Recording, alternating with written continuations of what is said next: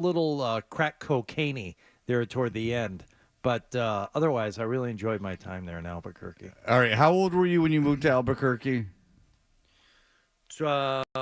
Almost 25, I guess. All right. So 25, you're still very young. You don't know anyone out there. I knew one person. From college or? Somebody I'd worked with in radio. Okay. So you know one guy. Literally one person. Which you're almost better off not knowing anybody than one person because you become so dependent on that one person that I've had that happen. Like, and then like if they can't hang out, especially at 25 or even younger, like if they can't hang out, like when I first moved to Atlanta, the guy I lived with had a girl that he ended up marrying and then them getting divorced, but he ended up marrying her and he was obsessed with her.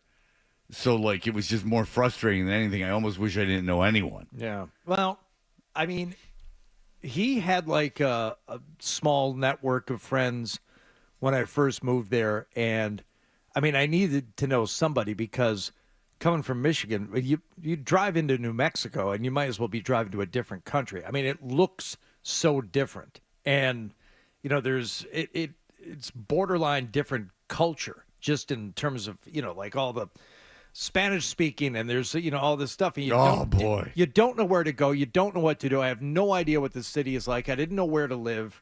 You know, I had nothing. So I took over his apartment, like kind of an illegal sublet from him, you know, because he had paid for it. But he's like, no, I'm moving out. You can just live here and give me the money for the rent for the first couple of months. I mean, I lived, I think, my 2.5 years there, I lived in 4 different places. Oh. In 2.5 years, because I'd lived for 3 months there, and then I moved to a 400 square foot studio for 6 months, and then we rented a condo, and then I rented it was a 1-bedroom house, kind of in the center of town that I had to move into because I got a dog and I couldn't have the dog in the condo, and it was a whirlwind. But I met a ton of people right away, and I'm still like good friends with people that I met and got to be friends with in Albuquerque, and I talked to them a lot. Were you single? Yes.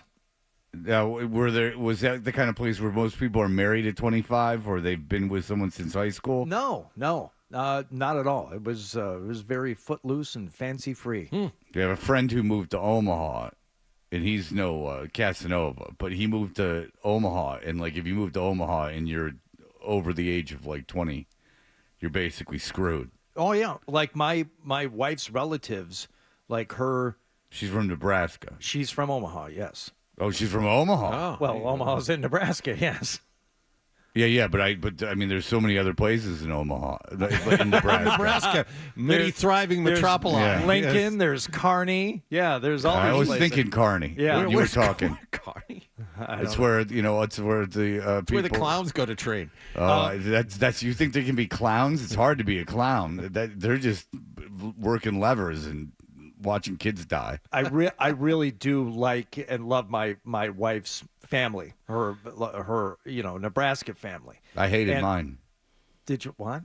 My family, my wife's family. Oh yes, but they're not from Nebraska. No, but they're awful. Yeah, they're awful. Yeah, but go ahead. Yeah, all of them to a person are terrible people. Yeah, go ahead. Well, you've said that you're never going to speak to some of them again. I'm never going to speak to any of them again. You may not see, and you certainly won't speak to any of them ever again. Yeah, hopefully I die before they do, so I don't have to see them at a funeral. Well, would you even go? I would.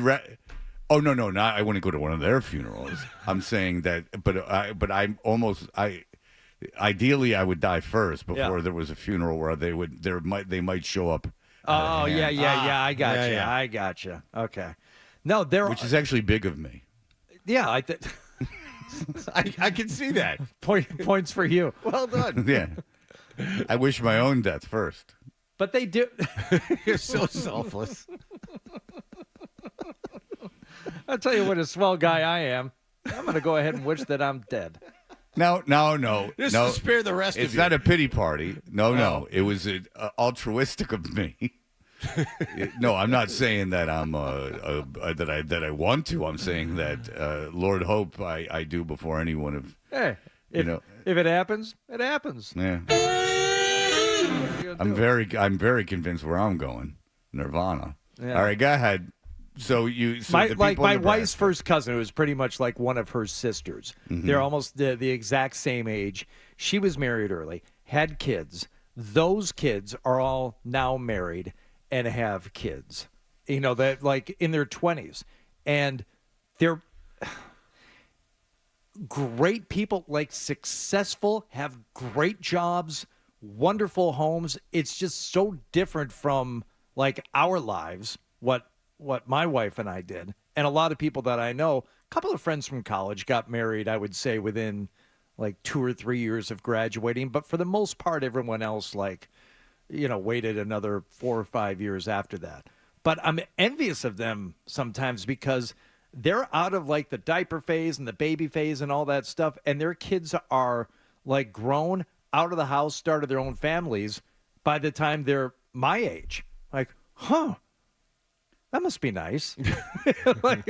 I'm sitting here like counting like, how long until my youngest is out of college if he goes? Well, your daughter's moving God. back in with you after she graduates from college. So. No, my daughter, she may not stay in the house until she finishes high school. She got plans, that one. I'll tell you this, is that you would think, it's funny, that part of the country is still living as if people only live to be 65. But they seem to get like so much more out of life sometimes. Yeah, because they're pulling they all have skeletons in their closet. Well, I don't know that they have any skeletons. They just free themselves up earlier to go do the things that. That's when swinging starts happening. I'm telling you, and I'm not even okay, being but cynical. I'm telling you right now. Okay, if your kids were grown, out of the house, married, started their own families, what would your life be like? Just for vacations and doing things that you'd be going all over the world. You'd be doing all kinds of stuff right now if your kids were like. Well, I'm in a different situation. I mean, I technically could go do that now, but I mean, I understand. I kind of understand what you're saying, but you don't understand what I'm saying. Is that when people were getting married at like 20 and having kids, then it was because. I think to just like for genetically, like in terms of evolution, for the survival of the species, because people died when they were like 60.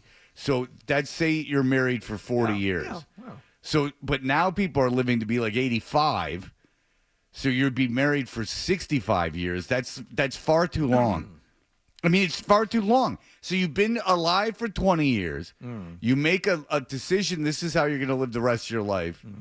And then you're knocking around for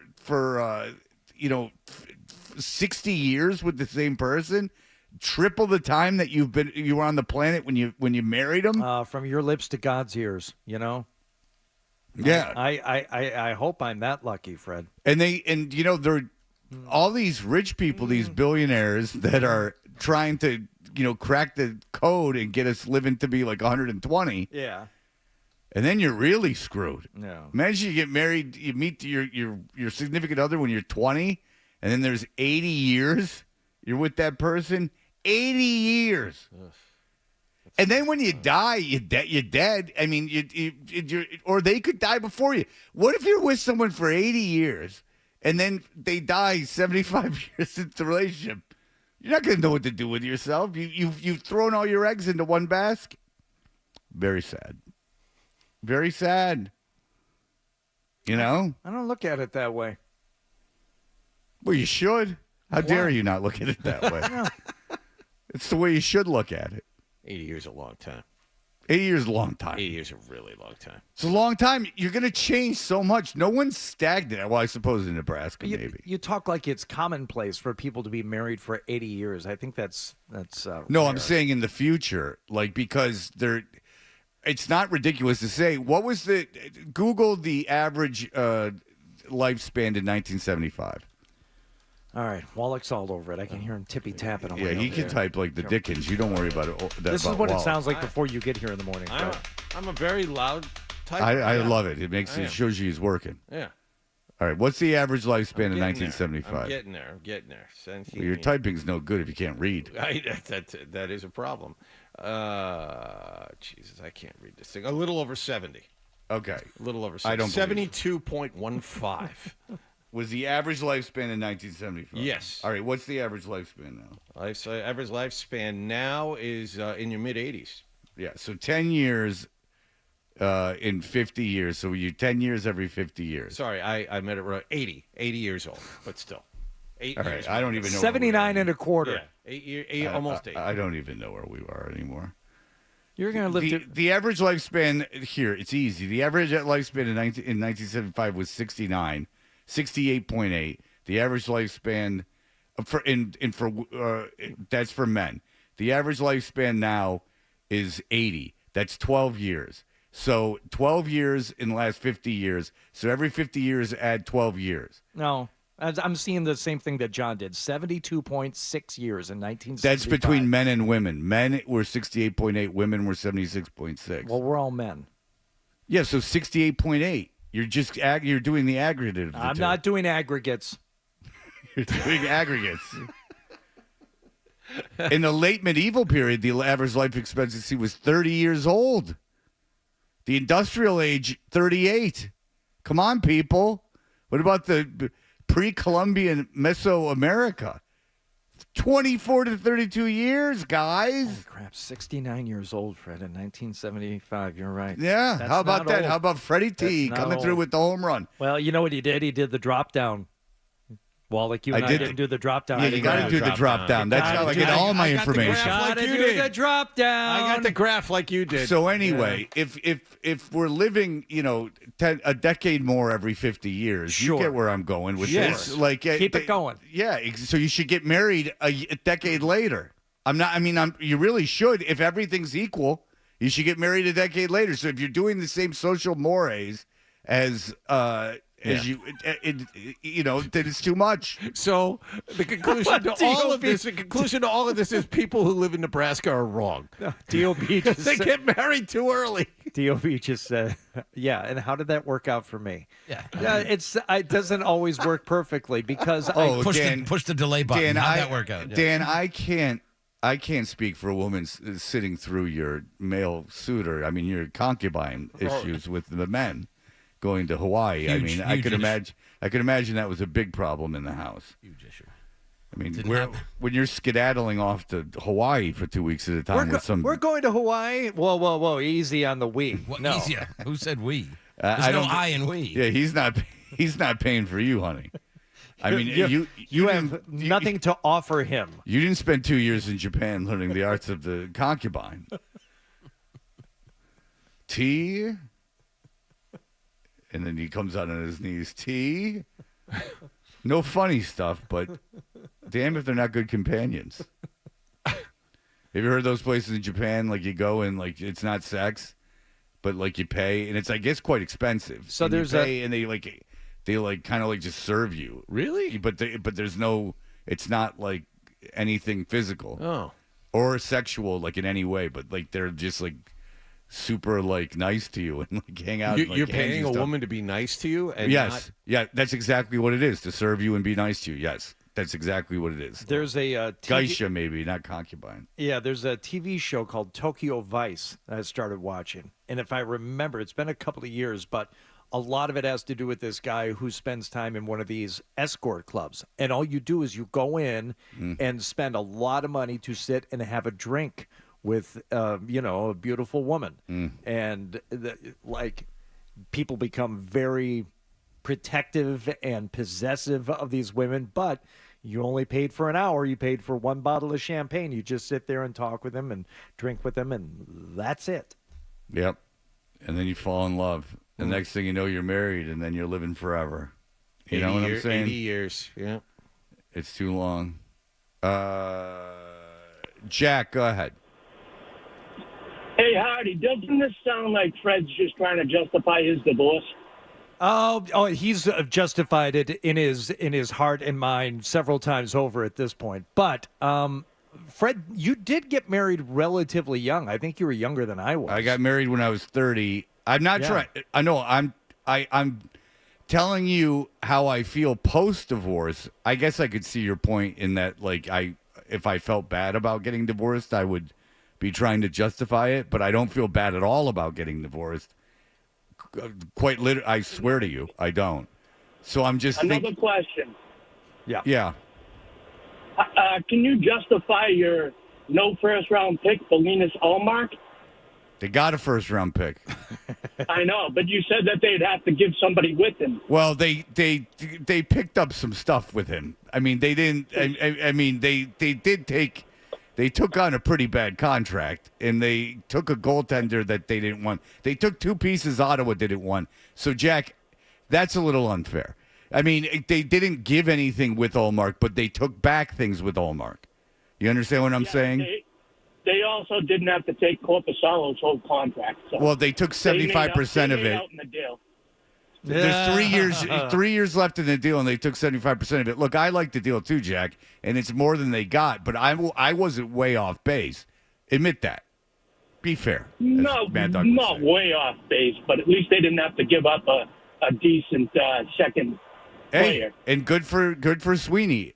And I was just going based on what pretty much Jaffe had said, but to throw him under the bus. But I mean, I don't think my take was completely out. It wasn't. out of I'm left just, field. and we're going to talk about this later on. We'll talk about it a lot. I'm actually very interested in it. But Several times this morning. I'm just overall, I'm happy that we don't have to suffer through everyone saying, "Oh, this is a nice problem to have." You know, 2 starting goaltenders. No, it's not.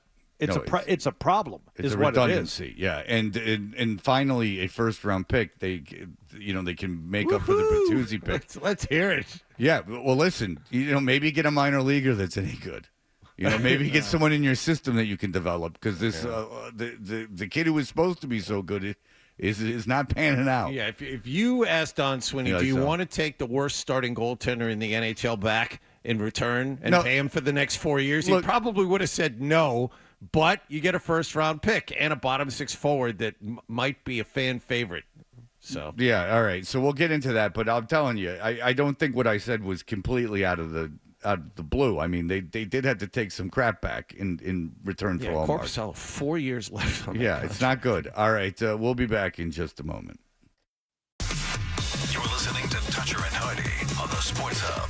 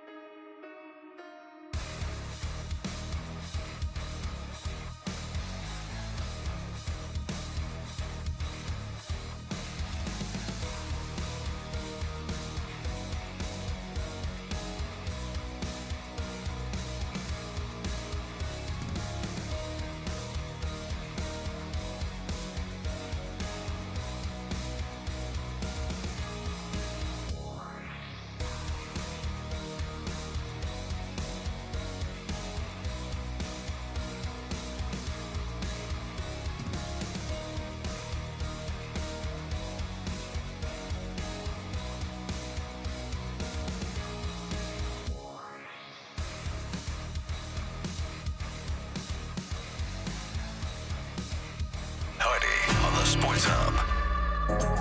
Did you catch a game last night?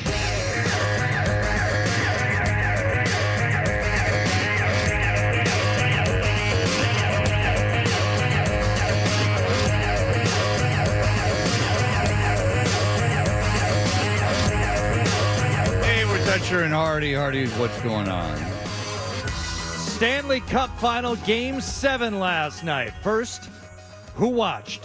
John? I did. I watched from the middle of the second period on.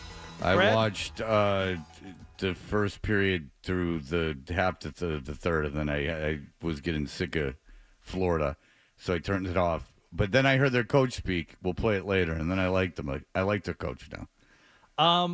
I was in and was planning on watching and watched the first period and watched the second period. And once the score got to be 2-1, I said, I kind of get the sense that this is how this game is going to go. And once Florida got the lead, I was like, yeah, I think this is going to be it.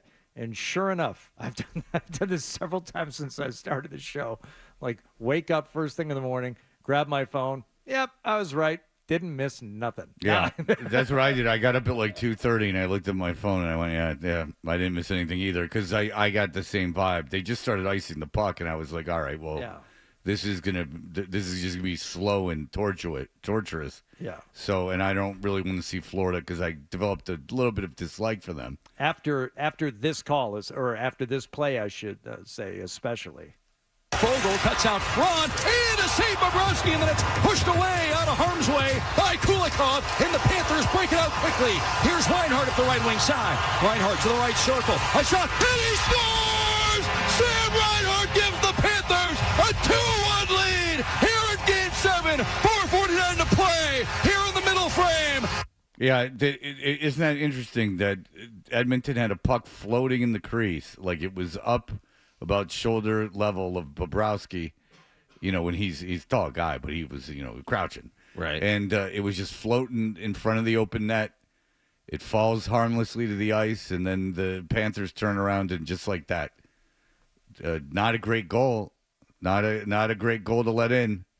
Edmonton goaltender played pretty well, but Skinner had played well for a long period of time during the playoffs. That one was a soft one. That's one you think about for the rest of the summer. I agree. Well, you also would think that Edmonton could score more than one goal, but given their firepower, they had a power play in that game where they had I'm not exaggerating. They had the puck for 2 minutes in the zone. They were just cycling for 2 minutes.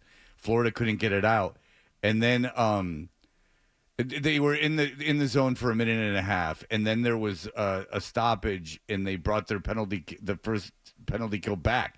The first the first power play played the entire 2-minute power play, and they had a million good chances, and they were so patient with the puck, and it was kind of cool. I don't know how much of the last 20 minutes Connor McDavid was on the ice, but it's got to be 8, 9. I mean, he was out there a long time. He won MVP. I guess it's only like the 6th or 7th time that's happened with the losing player. But yeah, I know what one of the power plays you were talking about, Fred, what the Edmonton had last night, where they were so patient with it and they were really methodical about moving it back and forth. And I kept thinking this is going to be so cool when they score, but they didn't. And so instead you go away thinking, man, maybe you should have thrown a couple of those pucks on net. It's funny because during that 2-minute stretch where they were basically in Florida's zone the whole time, when they had the best chances was when they just threw it on net and there was like a scrum in front.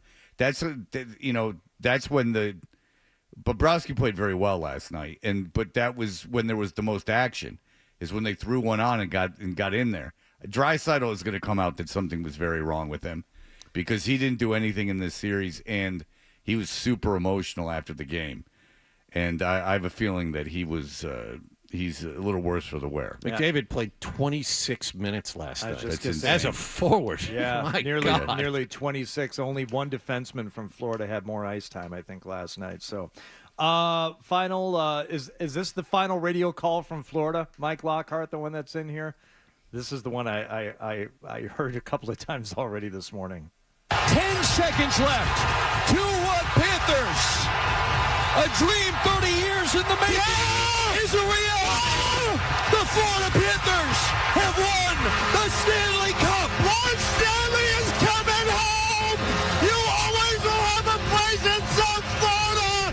Oh, my God. The Panthers have won the Stanley Cup for the first time in franchise history. I Who's hate the this. schmuck I doing the hate color this guy. commentary? Jesus. Roger Clemens is in George's box, and Roger Clemens is coming back. Who's the schmuck doing color? He's 19, whoever that is. I heard the. I was walking the dog before the game started, like at 8:15. So I heard the Florida network, like radio people. Yeah. And it was such a JV operation. A, it's on AM radio, and B, it's such a JV operation. They just kept referencing the guy back at the studio that was running the board. His name was like Sanchez. All right. They're like, yeah, I'm Mike Eagle and Dan Foreman, and back at the studio, Mike Sanchez. He said it like 85 times. I'm like, why are you buying time? It's Game 7. The team you've been calling all season is in the game. What are you're crushing? You're killing time. So this, I think the guy ruining the call is Bill Lindsay. 8th season as radio color analyst for the Florida Panthers. Previously spent 6 seasons as the team's TV analyst on Fox Sports Florida. 14-year NHL veteran. Seems like we should know who this guy is. Member of the 96 Panthers Eastern Conference Championship team. Okay. I was unaware they were in the Eastern Conference. So I heard this morning. I'm like, 96. the Panthers were a team in 96? They were a team in 93. I don't remember them being in the finals in 96, but then again, I was in college, and I couldn't tell you anything that happened to it, doing with anything. So I think 95 was the year the Red Wings got swept by the Devils in the Cup final, and then 96, I don't remember. 97 and 98, they both won. Yeah, 93 was Florida Panthers' first season, and then they lost. They got swept by the Colorado Avalanche. I'm betting that might have been Ray Bork's year. I got to check. 95, 90. 10 seconds left. 2-1 Panthers. A dream 30 years in the making is a reality. The Florida Panthers have won the Stanley Cup. One Stanley is coming home. You always will have a place in South Florida. Coming home? God, Lord Stanley spent a lot of time in Sunrise when he was growing up. No, I heard like some NHL guys talking about how this was the best Game 7 in the last since the big Rangers season. Since when was that? 93? 94. 94. Since 94, this was the best Game 7 since 94. And they were like, because Edmonton has come back from 03, fair enough. Because Connor McDavid is, they said, top 3 player of all time. Okay. And then, so if Edmonton wins, that's great. It's been a long time since Canada's won one. And if Florida wins, it establishes them as a franchise. And I thought, all the first 3 things you said may be true. The last thing is not good for anybody. Florida winning this championship is not good or bad. It just is. It's something that will not be remembered. It's just gonna. None of these guys on Florida are overly impressive, and they played a style that was meant for the playoffs. And congratulations, but I don't think that this team is going to be. I don't think 20 years from now you're going to go remember 2024, and I don't think many people in Miami are going to remember 2024. That's the thing. I mean, it's anyone after, 3 months, 2 months going to care that Florida just won the whole thing? No, and it's not going to cement the franchise. The franchise is too far outside of Miami. Believe me, I know. But I don't think anyone in the organization is under the impression that this Stanley Cup is going to cement them as a big force in Miami. Is there going to be a spike in attendance after they raise the banner on opening night next year? I don't think so. I don't think that there's going to be a spike of attendance at any point for them. No, I don't think that. I mean, it's too big a market not to have a team, but it's a joke where that team is, and there's no one cares, and they're not going to care now, and they're not going to care later. And I bet you the ratings for it sucked in Miami. Maybe they were okay for Game 7. Maybe they were all right. Yeah, for Game 7. But you're not going to remember in 20 years you're not going to remember it. If Edmonton would have won, you would have remembered it because now you're talking about McDavid. I mean, people that work in hockey say Gretzky or McDavid. I mean, that's what they're saying in terms of skill level. I don't know if that's true. I don't know enough. I can't judge it. I made a point to see McDavid live this year, and he didn't do anything. Oh. But you can tell how much faster he is than or quicker he is than everyone. How he can get up to top speed so quickly. You can see his stick handling. You can see all those things. But that's above my pay grade to grade him as an all-timer. And we know about the rarity of winning the Conn Smythe Trophy on the losing team, but that's what happened last night. 42 points, fourth most in a single postseason in NHL history, behind only Wayne Gretzky and Mario Lemieux. Yeah, that's the thing. You're mentioned in the same category as those guys for anything is incredible. Yeah. Yeah, he is the best player on the planet, has been the last 5 years. Not going anywhere either. Well, that's evidenced by the 20. How many minutes did he play last night? 26. Yeah, 26 minutes from a forward in a regulation game. That's insane. I think their coach is aware of how good he is. So I'm not going to sit here and debate his greatness. He's certainly the best player in the game. No question about it. And a generational talent. So that would have been something. And you got to root for Edmonton because it's a dump. And so, it's did you know it's the furthest northern franchise? It's further north than Vancouver. I didn't know that. Yeah, Vancouver's right on the border. So no, that's yeah, I know, but it just seemed like Vancouver's all the way out there. I mean, these Winnipeg's south. Winnipeg's right on the border. Right on the border because that's where Ice Road Truckers is. Yeah, it's either Calgary or Edmonton. No, it's Edmonton. I know it is because I heard it yesterday. Believe me, I listened. I'm in the car, dude. I'm in the car a lot. And I'm flipping around. You keep saying believe me. That's like the third time you said this morning. I'm going to start not believing you just because you're so insistent that I believe you. You know what? I'm going to go the other way. I don't believe you. I just been listening a lot of Justin Bieber. Oh. So I'm a believer. One more thing on that radio call, because we listen to like network radio when we're all driving in here in the morning, and the ESPN guys, they're pretty much nuts and bolts. They're not throwing in a lot of commentary with their headline. They're just, their scores, their highlights, stuff like that. The guy this morning around 5 said something to the effect of, note to aspiring radio producers, feel free to cut that secondary mic and don't ruin a radio call when a great moment like this happens. And they played the call that we've been listening to already here this morning of the final call that gets 10 seconds left. 2-1 Panthers. A dream 30 years in the making is a reality.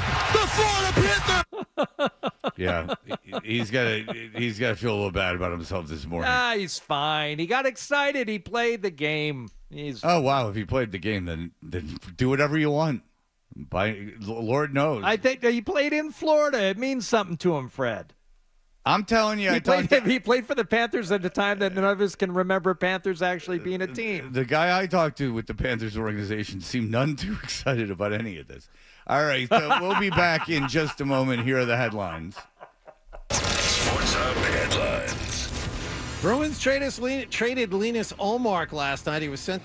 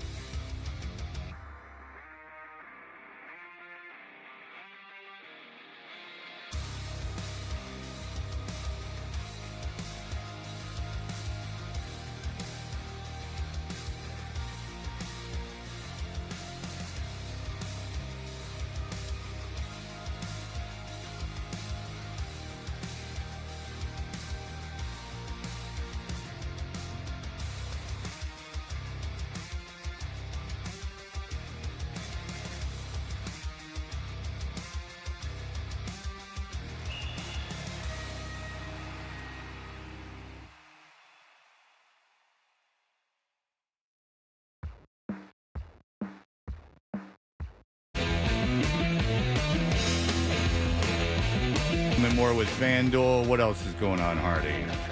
Another win for the Red Sox last night. This time 7-6. They beat the Blue Jays. Jarren Duran drove in a run in the ninth. All-star Jarren Duran. Well, all-star, and they gave him a Gatorade bath, and he was talking to reporters afterward, and the celebration. Staying together as a team and just... It got you. Yeah, it's cold. Whew. Like I said before, I know we're just keeping it simple. We're not trying to do too much, and we're staying together as a team, and we all love each other, man. We're backing each other up, and we're here to win for each other. Well, I can't say I can support that morally, them all loving each other, but I will tell you this, is that they are the hottest team in baseball right now, Johnny Wallgame. Yeah, they're playing well. They got a lot of guys who are playing far beyond what they've ever played before. And they're playing, pitching. Tanner Houck wasn't part of the rotation until about 3 days before opening day. He's an all-star. David Hamilton, who hits second in the order, is hitting 30 points higher this year than his career batting average in the minors. Rob Refsnyder is hitting 40 points higher than last year. I mean, Connor Wong is hitting 330. That's a guy who wasn't projected to be a starting catcher until last year. Yeah, they got a lot of guys playing really well, but far beyond what anyone expected for them. It's funny because come the trade deadline, they're obviously not going to sell. I mean, they can't. I know, John, they can't. I mean, they can't. I mean, they very well could make the playoffs. I mean, chances are they will make the playoffs. So, I mean, if things keep going this way, but the problem is there's really only 5 teams that can sell in good conscience. Chicago, Oakland, the Angels, the Rockies, and the Marlins. Those are the only teams that in good conscience, short of something happening, like the bottom falling out. Because I'll tell you what, like in the National League, everyone except for the Marlins and the Rockies is within 3 of the wild card, okay? Yeah. But if you're Chicago or San Francisco, I don't think you can justify selling because of the market that you're in. And everyone picks Chicago to win the Central. If you're Pittsburgh or Cincinnati, you have all this young talent. I mean, you got it. You can't sell, right? Like, I mean, you can't sell at this point. The Mets are in some kind of purgatory, and then Washington and Arizona. If you're Arizona, you sucked last year and made the World Series. I mean, so none of those teams are gonna. I don't know where you're gonna get players from. Yeah. So if you're Oakland, the White Sox, the Rockies, the Marlins, you got to be saying to yourself, Hachi Machi. Let's go. I mean, I'm Step gonna right up. Yeah, exactly. Yep. Who wants to do business? I'm gonna get a ass load of stuff. I am so down on the ownership of this team, and believe me, if they were You've had it 4 or 5 games You're worse than what they were or what they are now, they would trade Kenley Jansen in a second. Yes, they would because he's in the last year of his contract. He's making a lot of money, and they want to dump salary. So you're right. The fact that they are in contention for a playoff spot, and one of the best stories in Major League Baseball right now might anger ownership because they can't. They shouldn't. And in reality, if they want to compete, Kenley Jansen's been really, really good at the end of games. They can't trade him. No, they can't trade Kenley Jansen. They can't. And if they make the playoffs, believe me, they're happy they made the playoffs. They want that revenue. Much more than they want to cut. They want to get rid of Jansen for a quarter of his season. That's right. Yeah, they hope they win a wild card game and actually get themselves a best of 5. Yeah, believe me, they want to make the playoffs, John. There's really no reason to trade Jansen except to make the team better. They're not saving any money trading him at the deadline. I mean, you're saving so little. You're better off just keeping him at this point. You could probably get. I mean, listen, if they traded him, you could probably get a lot for him. If you're a Red Sox fan, I guess it's the worst case scenario is that you. I mean, like I said, there's not going to be a lot available at the trade deadline, and so, but you say you add like a little bit, like you add. I don't know. People say go out and get pitching. Like I don't really know what you're going to go get, and you really want them to give up assets, like a lot of assets? No, not at this point. You certainly can't sell though. So it's almost like a purgatory because it would be nice if you didn't make the playoffs. It sucks that you didn't get rid of Jansen, but if you got rid of Jansen, you got a nice little haul for him. Yeah, I honestly think that this. flipping it to the other side, and it's a good point. What are the Red Sox willing to give up? Pitching notoriously has been very pricey at the deadline. Yeah, they're not giving up it. any of their top prospects. I mean, those guys aren't far away now. Meyer figured it out at Double-A. He's hitting well. Teal is doing a fabulous job at Double-A Portland. He's not going to be long for there. He's going to wind up being a Major League player soon. All those prospects that you've protected are going to impact your Major League ball club. And the Red Sox want to sign all these guys to long-term cheap contracts.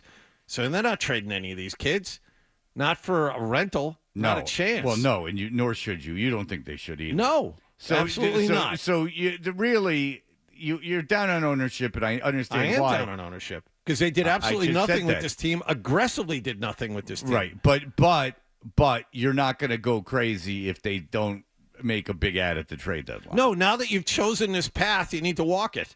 Yes, Mike. I have a question for John. Is there any way this team can get rid of Yoshida? No. Just any way. Here, take his salary, give us nothing. A light-hitting DH that can't field? No. I don't think there's any way unless they just cut him and eat the money. You're saying that was a mistake?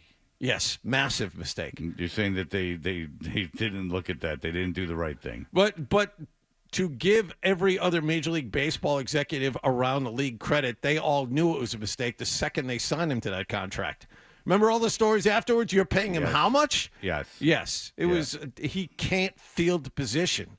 And Jaron Duran's your left fielder now anyway. Cedon Rafael is your center fielder. Yeah, because Duran can't play center, so yes. He can't play right, so you're stuck with him as your DH.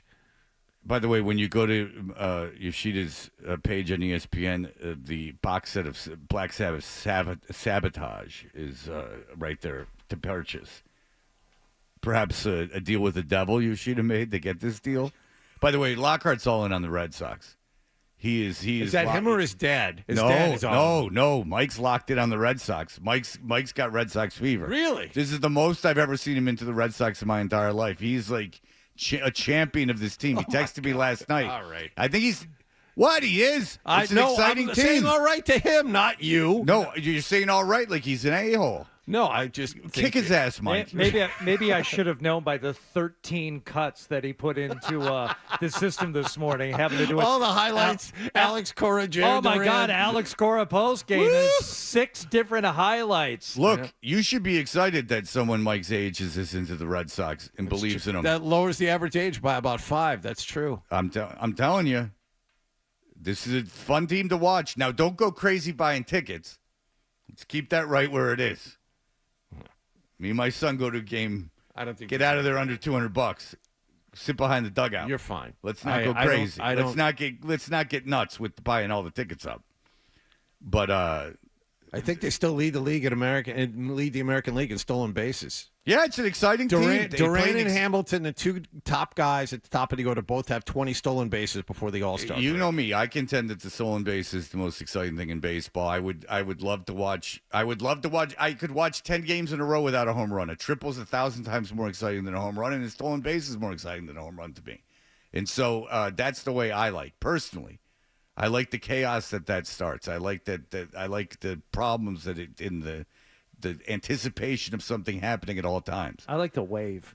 When people stand up. Just go to Fenway. It's every night. You got to wait until it's your turn to stand up and throw your arms up in the air. Well, maybe if you start I just sit there with my arms crossed and I say, "No way, Jose.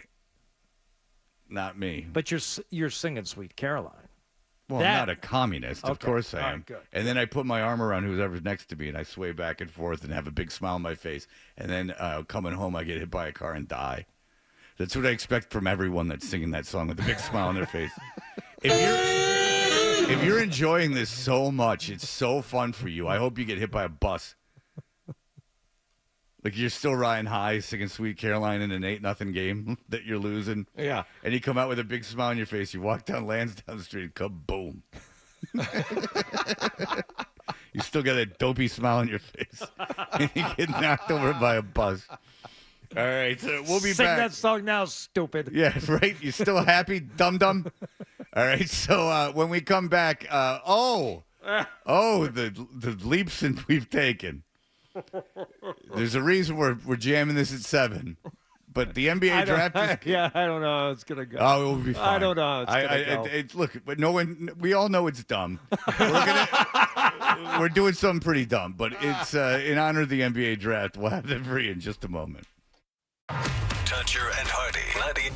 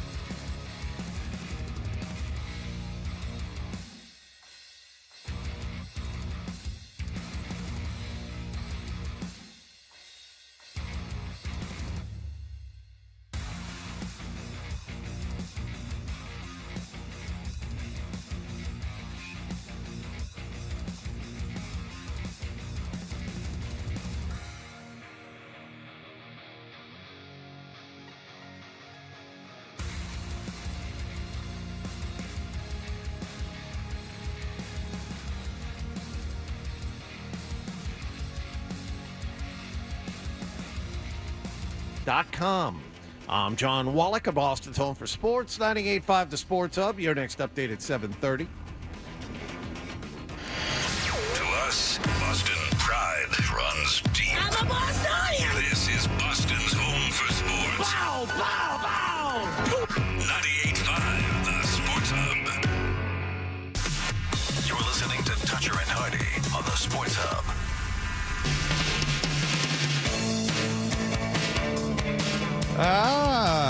The Cure. You know, I interviewed that Robert Smith. He's a normal guy, actually. I liked. He was nice to me. I thought he was going to be a dick or aloof, and he was not. Our show is named Toucher and Hardy. It's brought to you by FanDuel Sportsbook. Make every moment more with FanDuel. You can watch us every morning on YouTube. And he had his makeup on. He's more frightening without the makeup. When you see him without the makeup now, yeah. Like I like Robert Smith with the red lipstick on. He looked. It was more comforting that he had it on. How long ago was this? I'd say 2001. Was he wearing a hockey jersey by any chance? No, or had he was, not started doing that yet? No, he was in full. He was in a black like blouse and black like pants, and then he had the lipstick and eyeliner on. I know because I have a picture in a photo album. That is the only photo album I own, sadly enough. All right, so the NBA draft is coming up, and everyone's very excited for the NBA draft because the big story is where is LeBron James's son going to go? Damn it, Mark from Medford. Jesus Did Christ. he just hang up? He just hung up. I was going to But take we can't do it until Mark from Medford calls back. You have to call back. Oh, Mark from Medford, you were going to be the way I got into this thing. But I can do it this way because it's so obvious. I was going to let Mark from Medford do it, but of course he dropped off like the second I was going to go to him. I would say Mark from Medford, Bronny James. When you think of Bronny James, what do you think of? And he was going to go, well, LeBron James. And I was going to go, no, that's not what you think of. What does his name sound like, you moron? And then Mark from Medford was going to go, I don't know. And I was going to say, duh, Bronny James Dio. You get it? Because Bronny sounds like Ronnie. They both share the name James. Very good. Yeah, Dio. And then you have the little rocker that could. The 5'2" epitome of evil. Eddie Trunk says, you got to see the documentary. It'll break your heart. He says, how dare anyone else say they made up the devil horns? His grandmother used to walk around afraid that she was going to be cursed and she would give out the devil horns to people. He's the epitome of what makes Satan so powerful.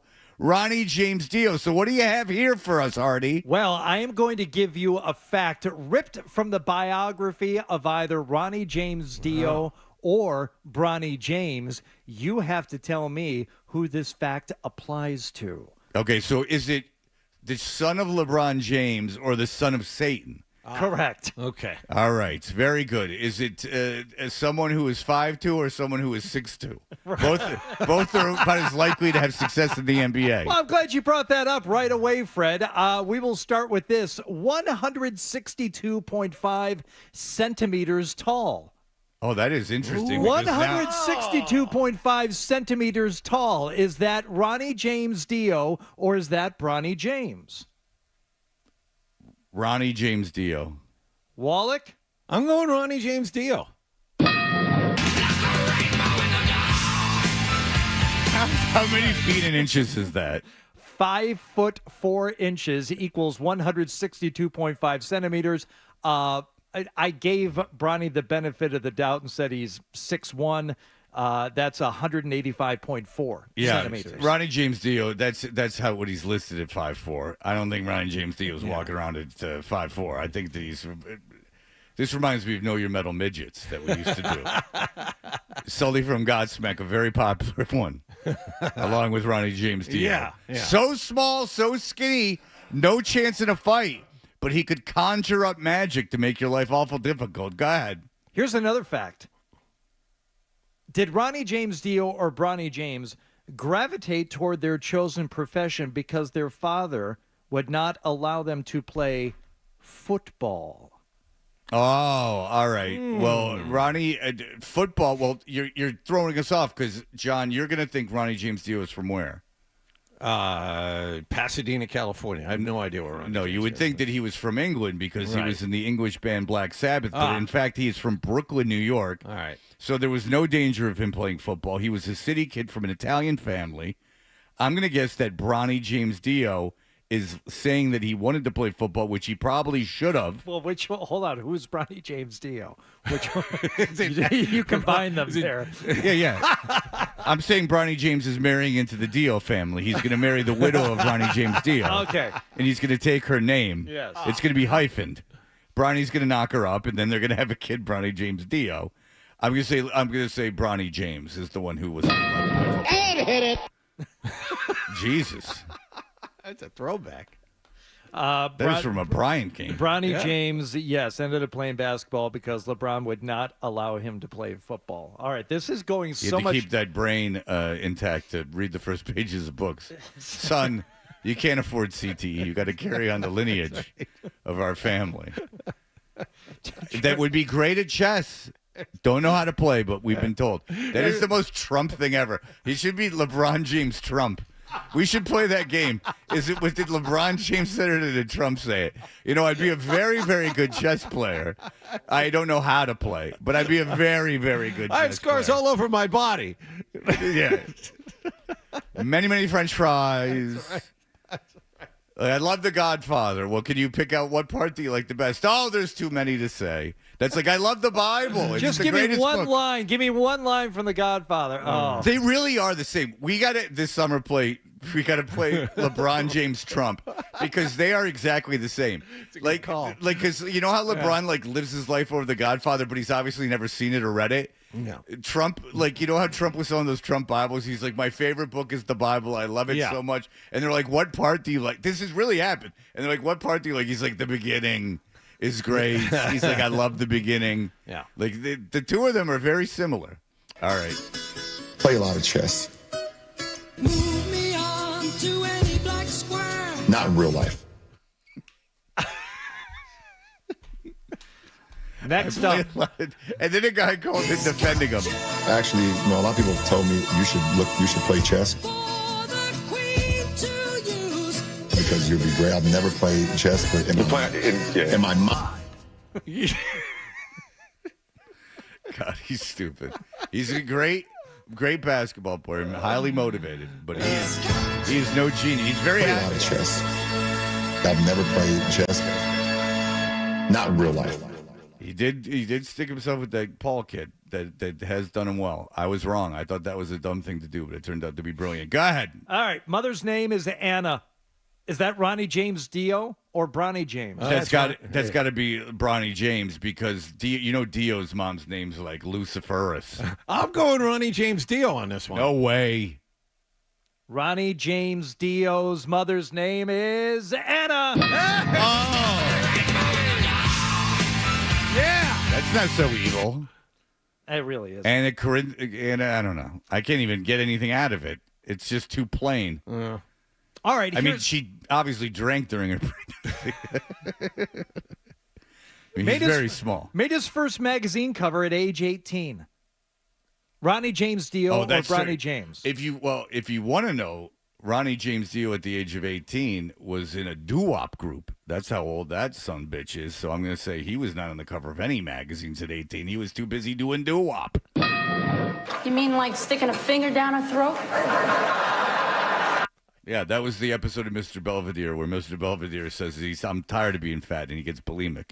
And he gets caught by the young boy. Bronny James throwing up in the bathroom. Made his first magazine cover, Sports Illustrated, at age 18. Because he was so good at basketball. That's right. Because all of this would be happening if he was not LeBron James's kid. This is very good for him, by the way. John Wallach, let me ask you something. Sure. Who was offered a scholarship to attend a prestigious school but turned it down to attend a different school? Was that Ronnie James Dio or was that Bronny James? I think this is a trap. I think it's Ronnie James Dio. I don't think Ronnie James Dio was offered anything other than black magic. Oh, really, Fred? Aha! You are so wrong.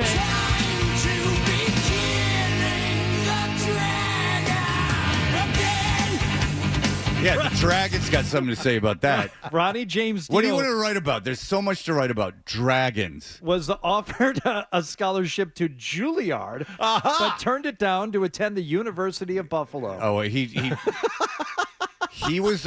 That's what they're telling. That sounds right. That's what the mainstream media is telling you. What happened is that he was offered a scholarship to Juilliard, but then he got offered a position in the touring company of the Wizard of Oz, so he took that. But the blue paint was poisonous.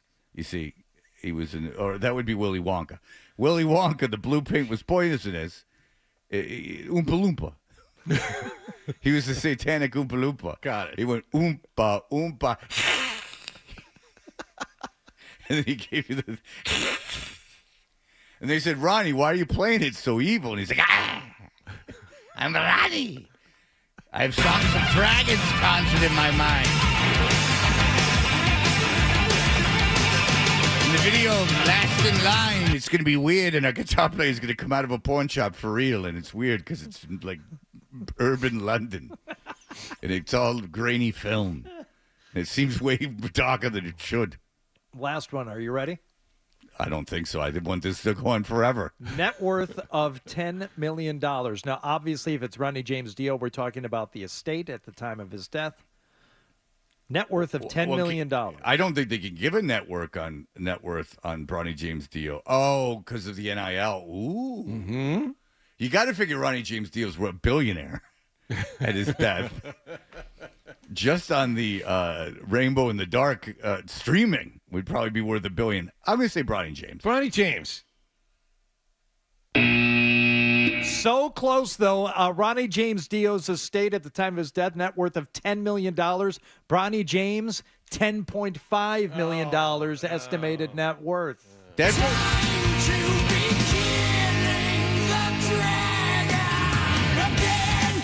I don't think that that's very impressive if you're Ronnie James Dio.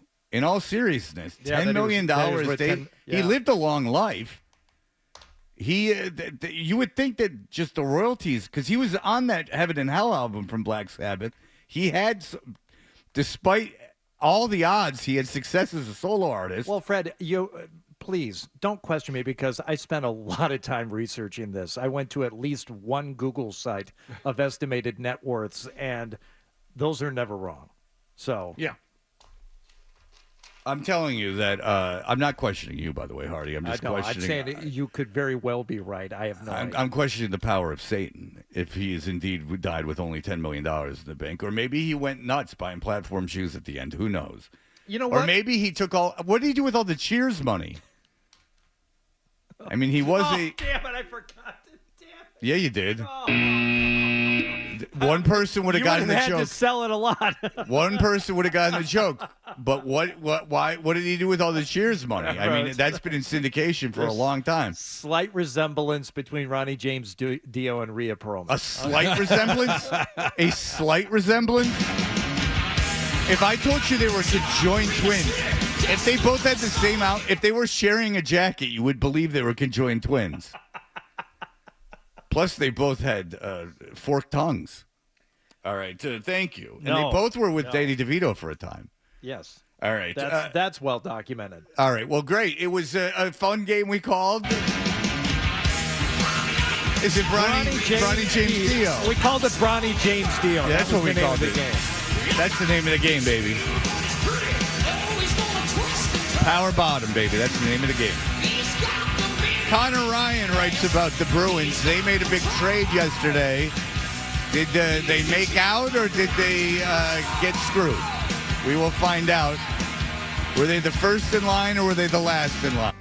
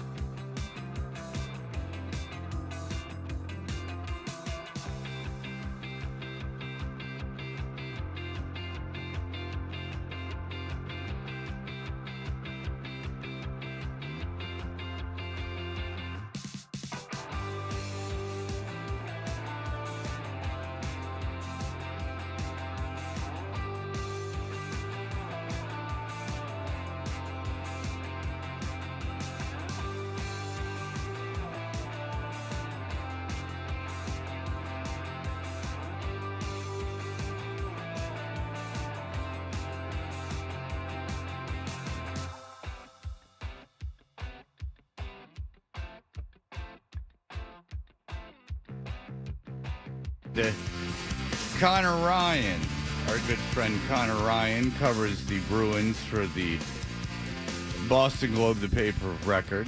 He joins us on the Volkswagen Dealers Expert Hotline. Conor Ryan, hello, sir. How's it going? I'm doing well. I'm excited about the Bruins making moves, having a rare first-round pick. Let's talk, and we're talking to you. Who thought we would be talking Bruins right here in June, this close to the draft? The NHL draft is coming up, by the way, as well. But here's the deal. The Bruins traded Linus Ullmark to Ottawa. And tell us about what they got in return and your thoughts. Yeah, I mean, I think you look at the trade, and yes, it's great that the Bruins were able to get a few solid assets back. You get back in the first round, you're able to add a player to your prospect pipeline you don't really have. You have a guy in Mark Kastelik, a fourth-line player, adds a little bit of physicality. Is he a needle mover? Not necessarily, but add some speed and a little bit of size to your bottom six group. But the Bruins also bring in a guy in Joonas Korpisalo as a goalie that I think is kind of the biggest maybe head scratcher with this deal because, listen, like, I don't know, when you're trading a goalie, even a great one like Linus Ullmark, it kind of is tough to gauge what the proper return is going to be. But I think you look at the Bruins and the biggest issue with this possible deal is the fact that you're taking on, you're not really creating a whole lot of cap space with this deal. And I think that was the biggest key with this trade, regardless of what the return was going to be. Because if you're the Bruins and you're making the decision to move on from a great goalie, Linus Ullmark, I think you look at the way last year went. You have a number one goalie in Jeremy Swayman who's ready for a larger role. And you say, all right, we can't really – it's not feasible to have $5 million sitting on the bench every single day when you have – you can use that money, free it up, and spend it on another top six forward or something like that. Now you bring in a guy in Joonas Korpisalo who, even with some retained salary, is costing $3 million against the cap, who's a far worse goalie than Linus Ullmark. It's like, all right, if Jeremy Swayman, you sign him to a long-term deal this offseason and he's making, let's just say it's $8 million, and you're committing, $11 million to your goalie rotation, how much different is that from committing, $13 million if you kept Ullmark? Like, it's almost like if you're still committing that much money and you're only freeing up, $1.16 million in cap space this offseason, I think would you rather just keep Ullmark in that situation when you still have that much money tied up? Because if I'm the Bruins, yes, like you'll take the first round pick, but I'd rather, you settle for a second or a third rounder and not take on Korpisalo's contract and have that cap saving than roll with a guy in Korpisalo that really, you can make the case, was arguably the worst starting goal in the NHL last season. It's a fair question, but I would still do the deal just so I don't have to suffer through the conversations about goalie rotations and all that nonsense, which never came to fruition anyway in the playoffs. But, Conor, I've got this developing theory about goalies and moving them in the NHL. Let me throw this one at you. They're kind of like cell phones, especially like 15 years ago when everyone's trying to get you to come to the store, pick up the latest iPhone, pick up the latest this phone, that phone. Everyone's got one.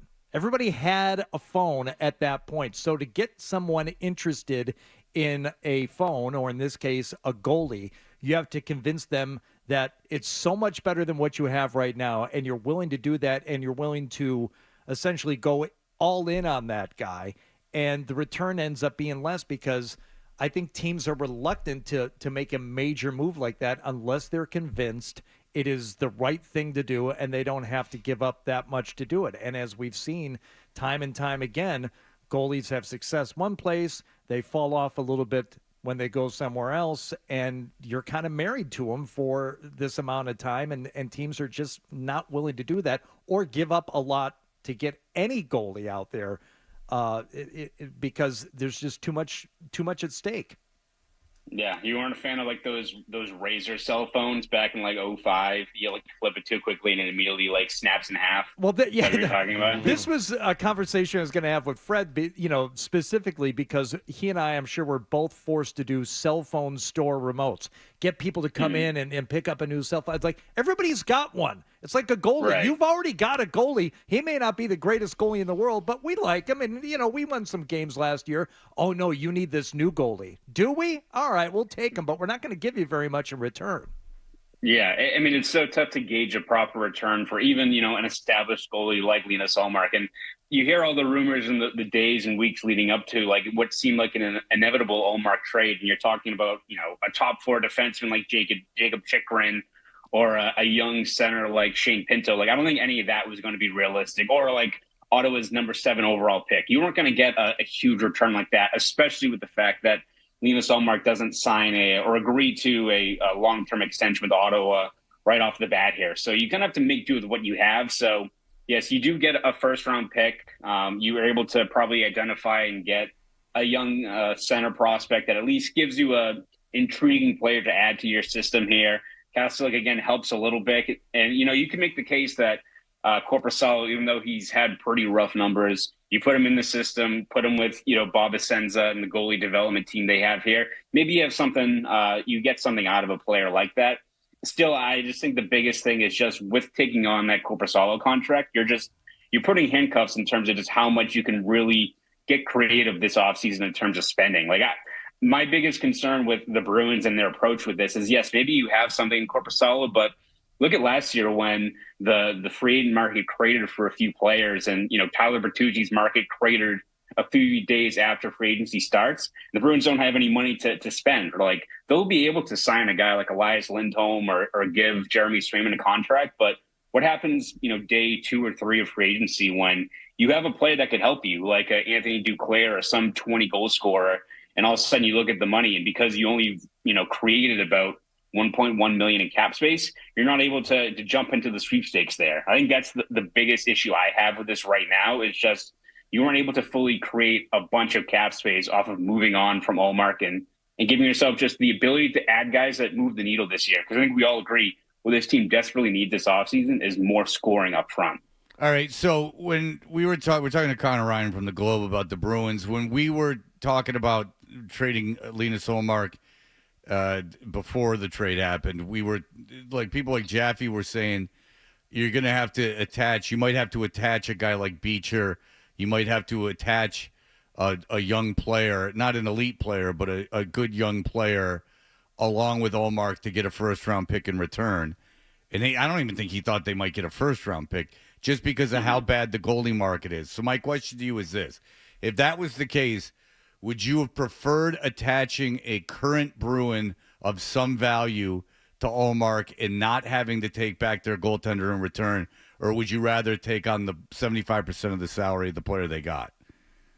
I mean, I would probably attach a player. Now, again, are we talking about like a young controllable asset like a Lori or something like that? No. But if you're able to move a contract, and if it's, a guy like, Beecher or Lauko or someone that maybe the Bruins identify as maybe not a long-term fit, and you're able to just have that cap flexibility, I'd rather do that than move and take on a contract like Korpisalo that even with 25% retained, it's just a player that just, it just seems like it hamstrings you just a little bit in terms of what you can do with the money this offseason. The fact that, all right, even if he's a goalie that rebounds with you, you have a guy in Brendan Bussey down in Providence who's not making a lot of money, hasn't been proven yet, but you can make the case that he could have earned a look this training camp, and he still could, but if he gets sent down to Providence this upcoming year, you have to put him through waivers now. So are you keeping Korpisalo, taking on that cap hit, and then running the risk of putting your best young goalie in your system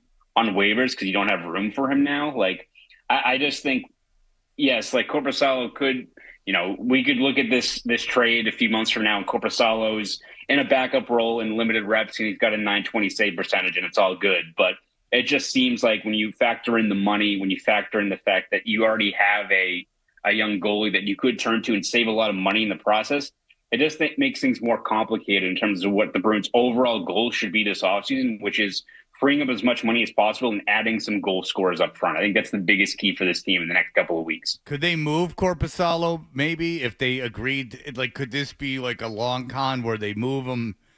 They would take 75% of this contract. They agree to take 25% of the remaining contract and move him somewhere else. Or could they package a current player and kind of dump his salary? Is that maybe what Sweeney was thinking?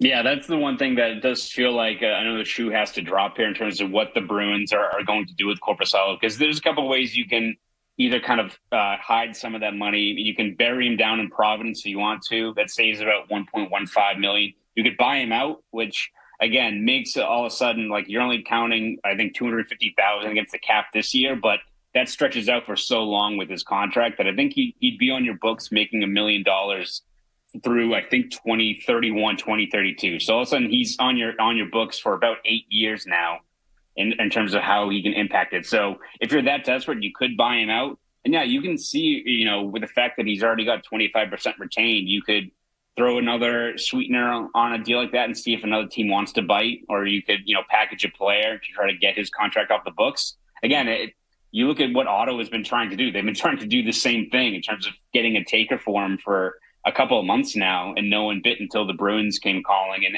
had this deal on the table. So you could, see if another team would want to take him, but it just, again, you probably have to give up more assets just to get this contract off the books. So maybe the Bruins say it's not worth it. They think this is a guy that can be a solid backup veteran goalie, but for $3 million a year, even with that retention, that's still not, I think, the money you want to spend on a guy that is, I think, such a question mark for this team moving forward. In general, Conor, I've asked other people this, but I want your opinion. Why aren't goaltenders more valuable in this league? Omar just won a Vezina less than 2 years ago, and this is what they got for him.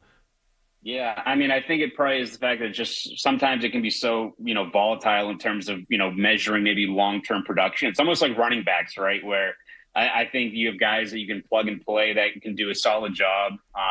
You look at the fact that the last couple of years, teams that have won the Stanley Cup, like Aiden Hill came out of nowhere and got hot at the right time for Vegas. Not necessarily a standout goalie there, but Bobrovsky finally went to Game 7. But you had, you were just a couple of maybe puck bounces away from Stuart Skinner, not necessarily a top line goalie winning the Stanley Cup as well. So I think the fact that you've had teams find success with maybe, standard level goaltending or, league average goaltending, and the fact that sometimes it's so tough just to gauge overall consistent performance. There's so few guys that I think you can, map out the next 5 years and expect them to be a top 5-10 goalie. I think that kind of restricts things. And as you said, there's so many teams that can look at the goalies they have and think that you can get league average production from so many of these players that they're not necessarily going to give up a top controllable asset, a Jacob Chikrin or a Shane Pinto or a top 10 pick for a guy when you could probably find a lot of different other avenues to at least give you league average goaltending. All right, Conor Ryan, there you go. What will they do? But at least they probably feel with everyone coming off the books this year and next, they got to build some kind of pipeline. So maybe they're desperate for a first-round pick. Conor Ryan, thank you so much for the time, sir. Yep, thanks, guys. All right, appreciate it. And apologies for Wallach asking the question about why they're not. He obviously missed my brilliant cell phone metaphor, where I explained to you why goalies are not more valuable on the trade market, but he either wasn't listening, Fred, or more likely didn't understand the metaphor because it was just above his head. I think he solidly didn't understand the metaphor. Yeah. And he was all bent out of shape to ask that question, too. No, it was a different question. And no, it was not. Took it, no, I answered your question with my metaphor and had you the capacity to understand my ability for original thought. You have such a big brain, Hardy. It's remarkable. Well, it is, and I completely missed it, and I have only myself to blame. It is the contrast between my huge brain and your small bird brain that didn't allow you to comprehend what we had covered minutes ago. You are something else. He saw his reflection in the mirror, and then you know that he was going to start. He was trying every fiber of his being was saying, fly into it. Fly into it. Who's that dang bird? And then he was like, that's me. He had to keep reminding himself, that's me. It's my hand. It's my hand. In the womb. It's my hand. Of course, referring to Terrence Howard, who could see himself in the womb, he told Joe Rogan, as Joe Rogan nodded politely for 3 hours. And 3 hours and 9 minutes. I see my hand. Wake up. Oh, that's my friend. But I had a different name for it. It was my hand. He didn't know the word hand, because he hadn't been born yet. He didn't know. He didn't have the gift of language. Well, yeah, he had the understanding what friendship meant, but he didn't know what a hand was. Well, yeah. I mean, in retrospect, he's a stupid unborn baby. What do you want from him? Well, I don't know if he was so much dumb as he was just not experienced to the worldly teachings. Yeah. He was still in the womb, the world of the womb. So brilliant. All right, when we come back, I did want to play this if we found it. We find the Paul Maurice with Scott Van Pelt. Do we have that? That we talked about. We got it. I didn't like Florida, but then I heard Paul Maurice talk after to Scott Van Pelt, and I go, this guy's all right. Let him have the cup. I give him my blessing. All right, we'll be back in just a moment.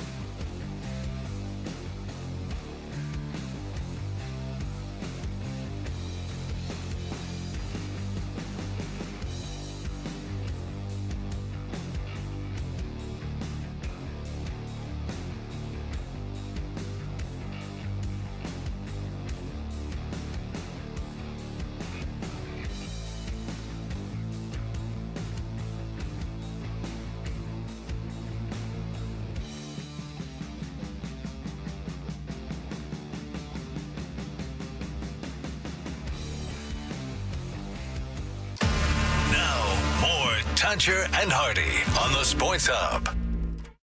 10 seconds left. 2-1 Panthers. A dream 30 years in the making is a reality. The Florida Panthers have won the Stanley Cup. Lord Stanley's coming home. You always will have a place in South Florida. Oh, my God. Yeah, there is the call from the Florida Panthers radio network. The Lindsay fella that does color commentary completely stepped on it and ruined it, which is not good. He did something very poor, very quick. Hugh, go ahead, Hugh. Yeah, I want to talk about the Bruins. Are they going to try swinging him back? I want to know are they going to try swinging him back? Are they going to win this? Are they going to win the Stanley Cup? What do you think about that? Well, hopefully. I mean, I think Swayman has proved himself in the playoffs last year. Thank you, Nicholas. All right, here's the deal: is that Tyler Milliken's cousin, not Nicholas. Tyler Milliken's cousin. Here's the deal: is that screening the calls this morning? Yes. Is that I will tell you this, is that I did not like this Florida Panthers team, as it tends to happen when you play a team and lose them in the playoffs. You especially like a grimy team, you kind of get to dislike them. They play dirty. We saw the Bennett hit on Marchand. It was good. It shows that you still at 49 years old can care passionately about a team. And so I was like we talked about. Hardy asked if we had watched the game last night. And I watched the first 2.5 periods, and then when I felt Florida was going to win, I turned it off because I didn't want to see them win the Stanley Cup. I didn't want to see them. Just very briefly, they started playing like the Florida team that we saw against the Bruins. I'm like, I don't even care for this brand of hockey. I don't want to watch it. He talks about it, but they were sitting on a 1-goal lead. They were like literally just not going to play offense. They were just sitting on a 1-goal lead, and I didn't want to watch it. It took all the fun out of Edmonton. I mean, it's the way to win, so all credit to Florida, but I didn't want to watch it. But then this morning I heard Paul Maurice. They played him on with Scott Van Pelt, and I did enjoy this. I think it's worth listening to, and it maybe will change your opinion on what happened. Oh, you have it. I have it. Here we You go. have it. Paul Maurice. As best as you can, how do you make this moment make sense? How do you articulate the feelings within? All right, that's an idiotic question, but nonetheless. How do you know? I like it. How do you articulate the feelings within? It's like, that's a really dumb question. It's a stupid way to ask a question. So I'm already on Paul Maurice's side because another way of asking that is, how you feeling? And feelings? In Barrett's sports media, whoever my Google alerts, Scott Van Pelt is a talented guy. I don't have any problem with him. It was just a dumb question. Oh. And I understand it's an unfair position to be put in because what are you going to ask the guy that just won the Stanley Cup if you know nothing about him? Just like cool glasses. What you should say is, Stanley Cup, you just won it. A lot of people here. What do you think? What do you think? I'm being like Sports Talk Matt was to us. I'm the Sports Talk Matt of this. Yeah. I get where you're going. I'm the a-hole. Not well. I'm usually not lost for words. But there's this incredible sense of connection to all the people, even though they're not here, my mom and dad, my brothers. The whole family that you need to support you over time, and I kind of begged them to support me for 30 years before we could share some joy with them, and that's what this whole thing feels like at this point, right? Just that connection. When your mind wanders and you're... All right, so you think it's going to be this like kind of sappy thing, and he just won the Cup. He's very emotional, but he says not so fast. When your mind wanders and you're trying to figure out how do I put the boys in the right frame of mind for tonight, where does the mind go with there's so much time to think about what's happening? Is there something that needs to be said, or at that point is it just that your hands are off the wheel and you let it go? Now that's a great question. In that I don't know what it was. What do you say when you let your hands off the wheel? Yeah. Yeah, the hands came off the wheel about February, so that was done. And we were careening out of control at the time. But bounding into the guardrails, we get into about, yes, exactly. So there's 6 minutes left to go in the second period. Sam Ryan had scored that goal, and everybody is standing on the bench starting to lose their minds, right? Yep. And boys, we cannot stand for a period and a half freaking out every time somebody touches the puck. So just tried to go in there, get them to breathe a little bit. We invented a new idea. We just iced the puck 75 times in the third period, so that was it. Well, brilliant strategy. Listen, I don't know the first thing about coaching your sport, Paul. Now what? Now you're a Stanley Cup champ. Your name's on that thing forever and ever. No matter what happens from right now until the end of time, you're on the cup. How's that change your life? I hope it doesn't. I hope I'm learning to live my life well enough that the trophy doesn't define how I treat the people around me. Mm-hmm. But I'm also going to skate the hell out of these guys in training camp because I got carte blanche now. I can do whatever the hell I want. You sure can. And as a brutal camp coming up, boys. Yeah. Giddy up. The feeling that goes through, right? You wait your whole life, and then it's in your midst, and then what? You want to be present in that second right there. What's that? What's that all? The first part of that. Well, I said some unkind things to the Stanley Cup because I had to chase it for so long. And then I closed my eyes and I wanted to feel it. I wasn't going to remember a lot of things, but I'll never forget the weight of it and how it felt. And then I opened my eyes and all the players were in front of me smiling, and that's when the profanity came out. Because that line I use in that room all the time. So I like that. And then they asked him, they go, what do you, what, like, how did you, like, kill the last 8 minutes? Like, did it seem like it was going forever? And I thought he made a good point. He goes, well, you wanted to go slower. He said from the beginning of training camp, we pushed the idea of when it's the end of the game, it's the end of a game, and it's the end of the season, and you're about to win. You want time to slow down, not speed up. In that you want this moment to last forever because you will be the Stanley Cup champion, but this moment in time where you're winning the Stanley Cup is only going to last for these 8 minutes, which I thought is psychologically a great way to ingrain things into people, and I'm going to steal it. That, we're so often like fast-forwarding into things. You saw Click with the Adam Sandler movie where he just fast-forwarded through things. He missed a whole lot. But isn't that a great way to position your players? Like in any sport, in any pressure situation, you got a 1-run lead in the 9th inning of a World Series game and just be like, take this all in right now. Take the crowd in, take it all in, because this is the moment that you're going to remember. You're not going to remember, getting sprayed with champagne. That's not the fun part. The fun part is the actual winning of it. Because how many times, I mean, I turn off hockey games at the end as a fan. Like there's Bruins games where they're up a goal and I can't watch the end of it. I don't like it. It's when they're up 1 goal, when they're up 2 goals or down, I can watch because I've set myself up. But if they're up a goal, and especially with the way that they were falling apart, I find that very difficult. But if you're on the ice and you ingrain it from training camp, you want time to slow down, not speed up. I thought that was an excellent point and something that's a good thing to teach kids. Slow. You don't rush through this. Don't be in a hurry for this to end. Like soak all this moment in. I did like how honest he was, though, about the way they handled the end of that game into the third period when he said, yeah, we iced the puck about 75 times.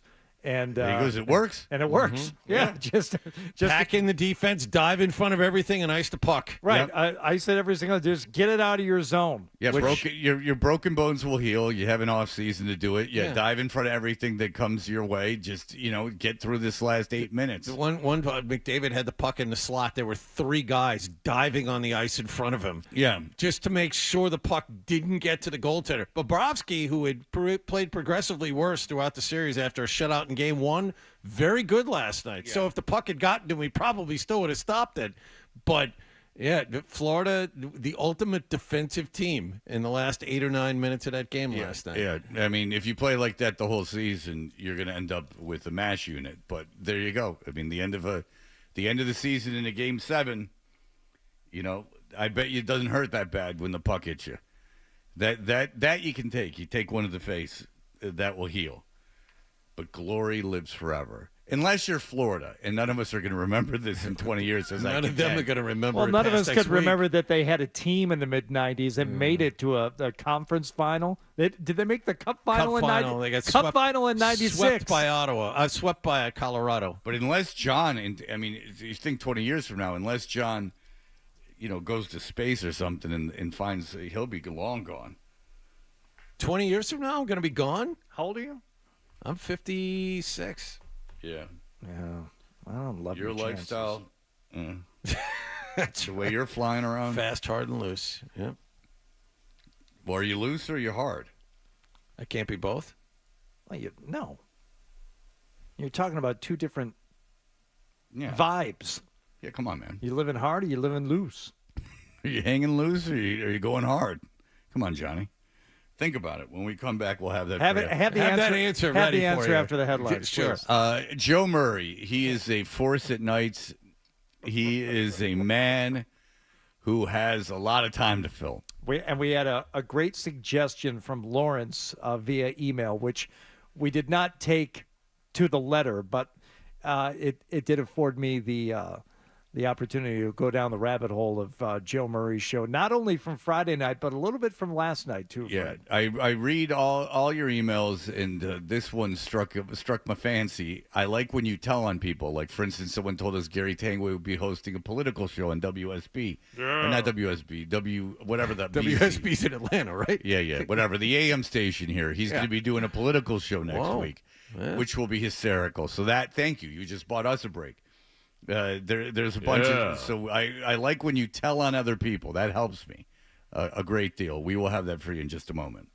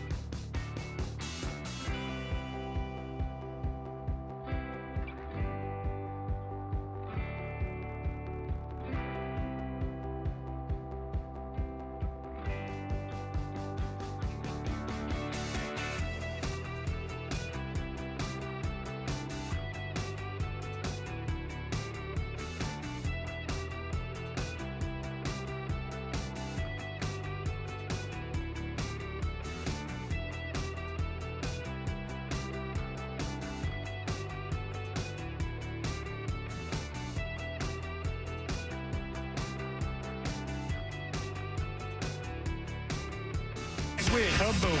Yeah. Hit somebody. We've got a passion for Boston sports. Get angry. 98.5 The Sports Hub. You're listening to Toucher and Hardy on the Sports Hub.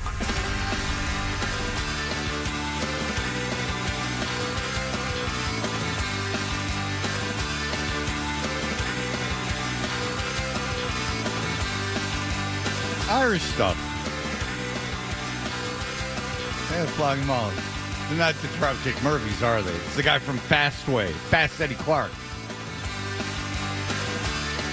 Do you remember the video for Say What You Will and You Will? Yeah? You guys remember that? Remember that? Fastway? They were on a railroad car. It was one of the first videos played on MTV. Come on, guys. Fastball the way, yes. They made up their minds and they started walking. Left before the sun came up that day. Packing, walking, whatever, Dan.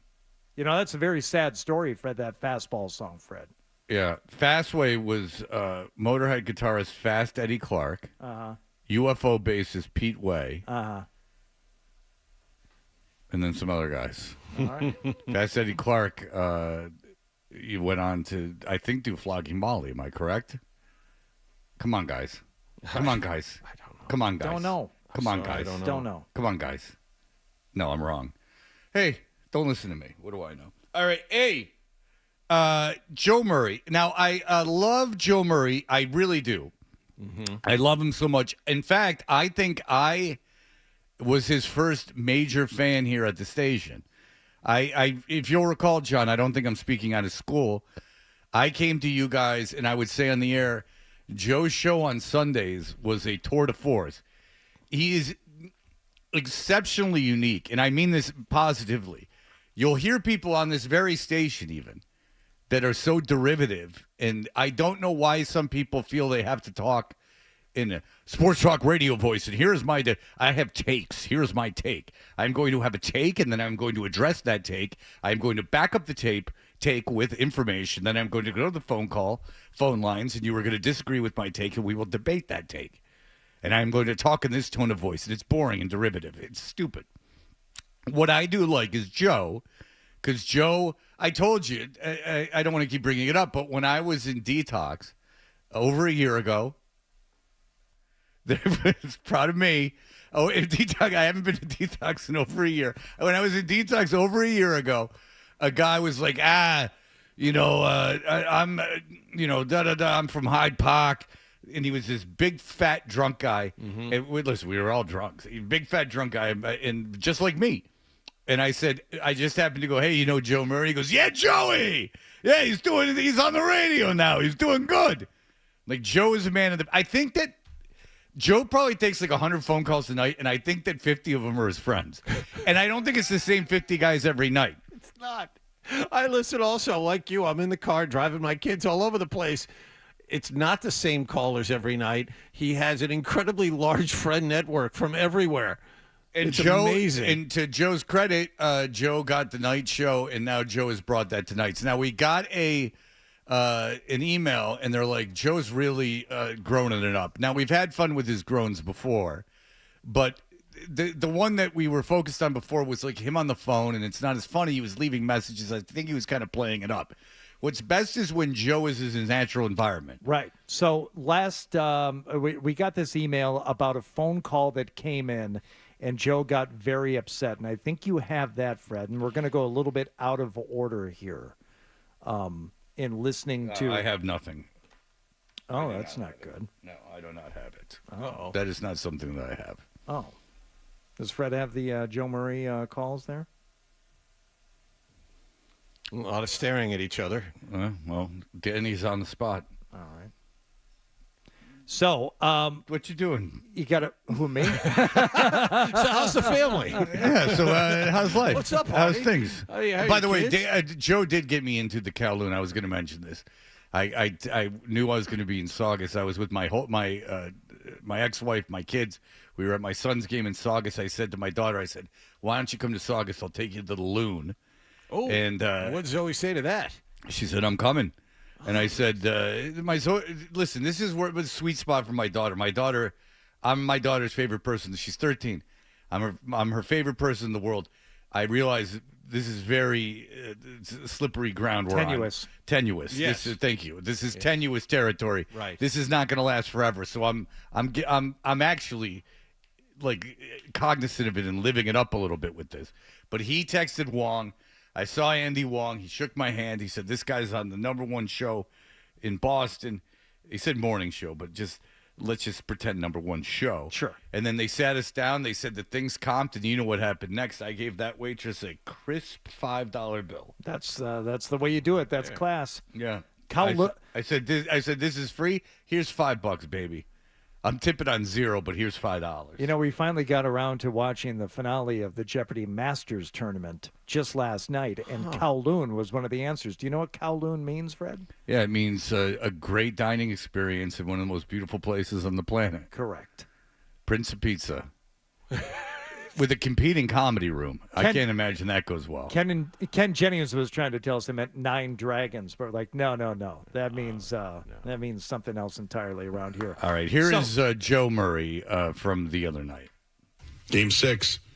Edmonton's hanging on up 1-0 at the moment. Let's talk to JP in North Providence. Hey, JP. Hey, Joey Toes. How's it going? How you doing? All right, he's Joey Toes now. Why? Because he may lose one. I don't know.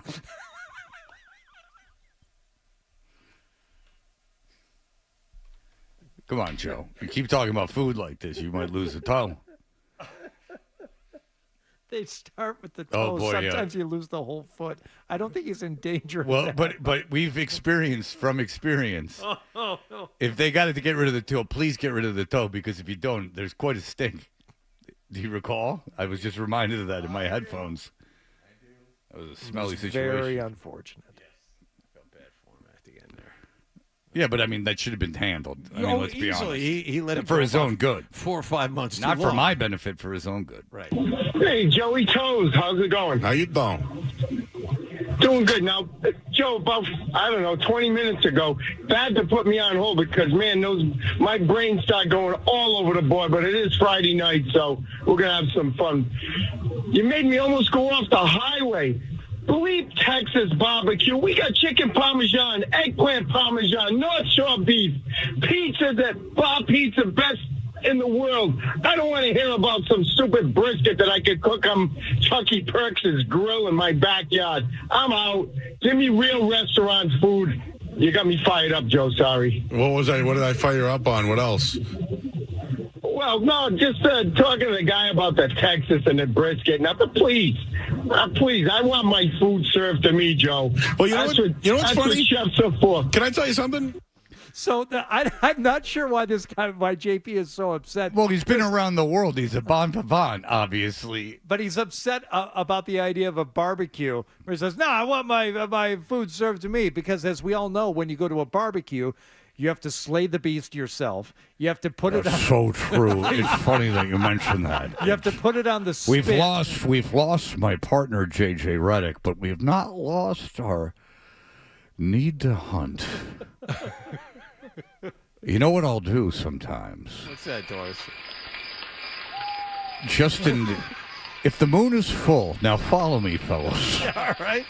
If the moon is full, I might get a little silly and castrate the beast before I slay it. As a gift to the moon god, who I feel loves the seed of the beast. And I'll hold it up and I'll scream, Moon God, are you happy? Okay, you have I satisfied you? No, 30 seconds. That's your limit. You got 30 seconds. It's all done. How many testicles must I hold up in your honor, Moon God? It's all done. Before you satisfy my craving for blood. You know what's funny? Chefs are for. Can I tell you something? When I go away every once in a while, you're right. Sometimes, maybe this is a comfort zone, but we have everything here. You want Polynesian, Indian? We got it all. Asian food, we have it all. He goes right to Kowloon. Because what he's really saying is, we have everything right here. Kowloon. Polynesian and Asian food. We have it all. Brisket. We have the loon. Korean beef tacos. I mean, he goes, like, why would you leave? We have Calhoun here. Like, why would you go anywhere else? Why would you go anywhere else in the world? I mean, Calhoun's right in Saugus. You want Polynesian, Damn Indian? straight. We got it all. Asian food, we have it all. Absolutely, we got it. If we I got want an it all, $18 Joe, lobster for Banner 18, I can go get one. That's right. If I want to go get them, you go anywhere you want. Plus telling you where to go with it, Joe. So, by the way, this guy's still on the phone. Okay, so I'm glad you're. This is edited. I edited this call. This is JP. They've been on for about a minute and a half, 2 minutes. Go ahead, keep going. that's important there. I need a tip for Mission on the Bay for tomorrow night. Huh? What? I need a tip for Mission on the base? He's already talking about, he's pissed off about the talk about Texas barbecue. He doesn't like almost that. Drove off the highway. He was so upset. Yeah, he was so upset. And they got all the food here, and they've covered all the culinary delights in and around the Boston area. Now it's restaurant tip time. That's important there. I need a tip for Mission on the Bay for tomorrow night. Ooh, first time I'm going there, and I just looked at the weather. Oh, yeah. Wow, I used to live right over there. My buddies own. Oh, I go to. You go there? Yeah. Andrea's Taqueria. Oh, very good over there. I love it. I'm sorry, guys. No, Mission on the Bay is good. I will tell you this. My favorite pizza place, is right across the street called Volo. And, keep that in mind as we go there. It's more of a get it and then walk the beach kind of thing. I knew you'd like that.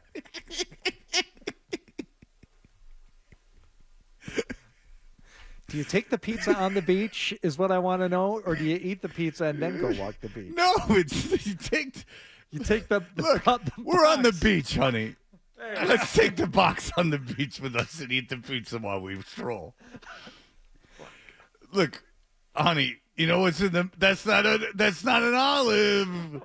That's an engagement ring. Oh, your father was so romantic when we were kids. If I could just go back, we used to go to Revere Beach, and we'd get a large pizza, meat lovers pizza, and just stroll around the beach. Honey, do you want to go walk on the beach tonight? Are you going to get a pie? Well, I mean, what kind of? It's too late to get a pie. I mean, what are we going to do on the beach? Just walk? Honey, it's what do you want? Just put the pizza on my chest. I'm just gonna. I'll take bites in between my nap. You need a Dan's Wagon to haul that pizza around with. Well, Dan's Wagon is Dan's Wagon and Pizza Bakery. Oh yeah, is what the new things. You got an oven that fits right on top of the wagon. No. He puts the pizza on the wagon. He makes them himself. Come on. And, keep that in mind as we go there. It's more of a get it and then walk the beach kind of thing. Because if you're on the beach, you don't want to just be holed up in some pizza place. Well, you don't want to be holding hands with your lover. You want to be holding a pizza box. No, but it's a catch-22 because you, of course, want to eat the pizza, but you also want to be on the beach. So you don't want to just stare out the window longingly at the beach. But you want to eat the pizza, and you also don't want to be on the beach and then look at the pizza place and go, I can't have the pizza. You can have both. You can have both. You can have it all in this world. That's what we've been doing, Joe. Nothing. Let me tell you, ice cream right over there. Walk the beach. $4 tacos. You look like a king. Watch the sunset at Swampscott Beach there, right at the. No, I don't think that's how kings live. Like, I don't think that that in England the monarchy is you have out. So little understanding of royalty. It's about eating pizza, getting an ice cream cone, and walking on the beach. By the way, you could turn into any other radio station in the country, sports talk radio station in the country, and this conversation is not happening. This is why Joe is number one, and he's literally number one. Number one. The sunset at Swampscott Beach there, right at the Red Rock Beach. That's seawall is. Yeah, Red Rock Beach. These are all places. So I need a tip from Mission on the Bay for tomorrow. So I don't eat the seafood. Dinner or lunch? Oh yeah. No, dinner. Okay, I've had it there a couple times, so it's very. I liked the lobster crab cakes; those are pretty good. If you want a starter, like that's a. No, I'm allergic to seafood. Oh, okay. So I asked they do have a bolognese that I've dabbled in before. Wait, a bolognese sauce? that he's dabbled in. But that would be the entree, not the. Those are pretty good if you want a starter. No, you don't want to. He was putting on affectation for that. Is he just like prancing in the bolognese? It's just the sauce. Yeah, not the pasta. They have a bolognese that I've dabbled in. You just dip to the tip in. They do have a bolognese. I haven't committed completely to it. Just a tip. Oh. I'm allergic to seafood.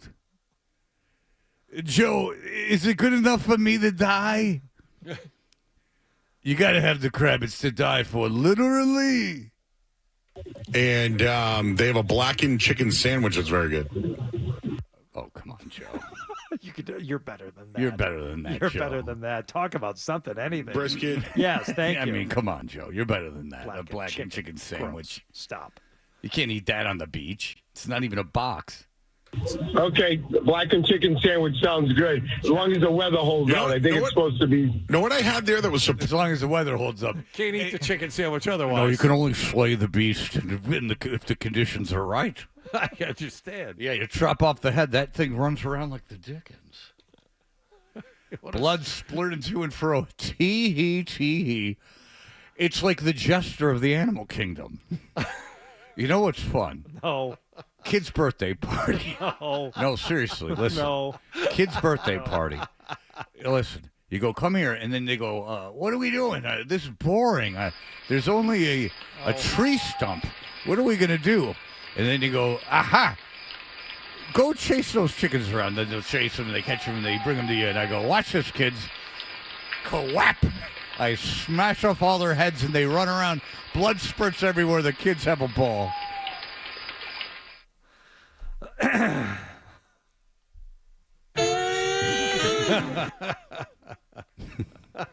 Isn't it funny? They're dead, but they're still running. It's like a slip and slide of blood. You put a nice slip and slide down. Those kids, they have fun. Now, it's hard to get off. Don't put clothes on that you want to keep. Keep them out of their Sunday best.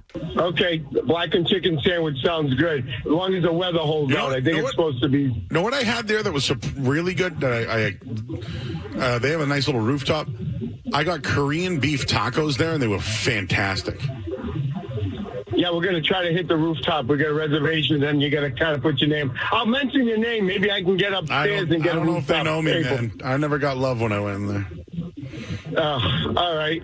So now that the Celtics are done, by the way, running back. So 3 minutes. And now Plus, that the Celtics are done, by the way, running back. This is what I love about Joe. Anyone who calls into the show is treated like a scheduled guest. Yeah. So they're going to he's going to keep you on the phone for as long as it takes for you guys to have your full visit. I mean, he just took a phone call from a guy who said, I am going to this particular restaurant in Swampscott. What should I get? He indulges that call, runs through the menu. Do have a bolognese off the top of his head that I've dabbled in before. He's dabbled in the bolognese. He's never gone full bore. Korean beef tacos. And then he goes, and then all of this to go try the blackened chicken sandwich. Those are pretty good if you want to start it. That's something that they feed you on an airplane, a blackened chicken sandwich. So, Fred, all of this was instigated by an earlier call about Texas barbecue and something else. So I went back earlier in the show and found that. And if you thought that was fun, you got to hear this other one. All right, we will have that later. But first, Scal and Perkins are at it. Scalabrini and Kendrick Perkins. Kendrick Perkins called into Felger and Maz yesterday. Very upset at one Brian Scalabrini, Scalabrini, who says everyone loves the fiery red hair. Mm-hmm. Is in the crosshairs of a very large gentleman. You saw him trying to hit. Wait, what? Cubba-dubba-doo. You just said crosshairs of a very large gentleman. I thought, No, he could take care of a cub.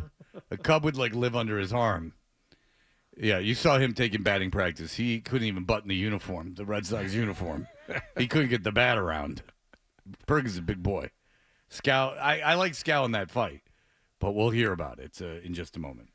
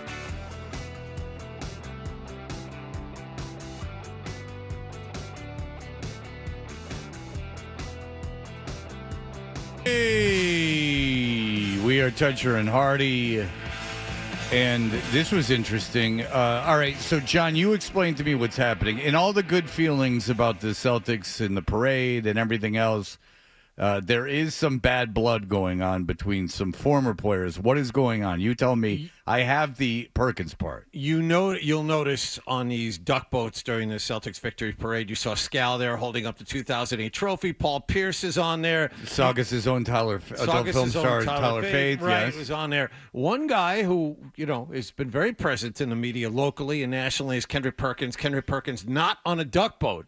So Brian Scalabrini was asked about that, and Scalabrini basically said, no, Perkins wasn't invited, but didn't go into details as to why. But by saying that, he inferred there's some bad blood there, that the 2008 people didn't want him there, and the Celtics didn't want him there for some unknown reason.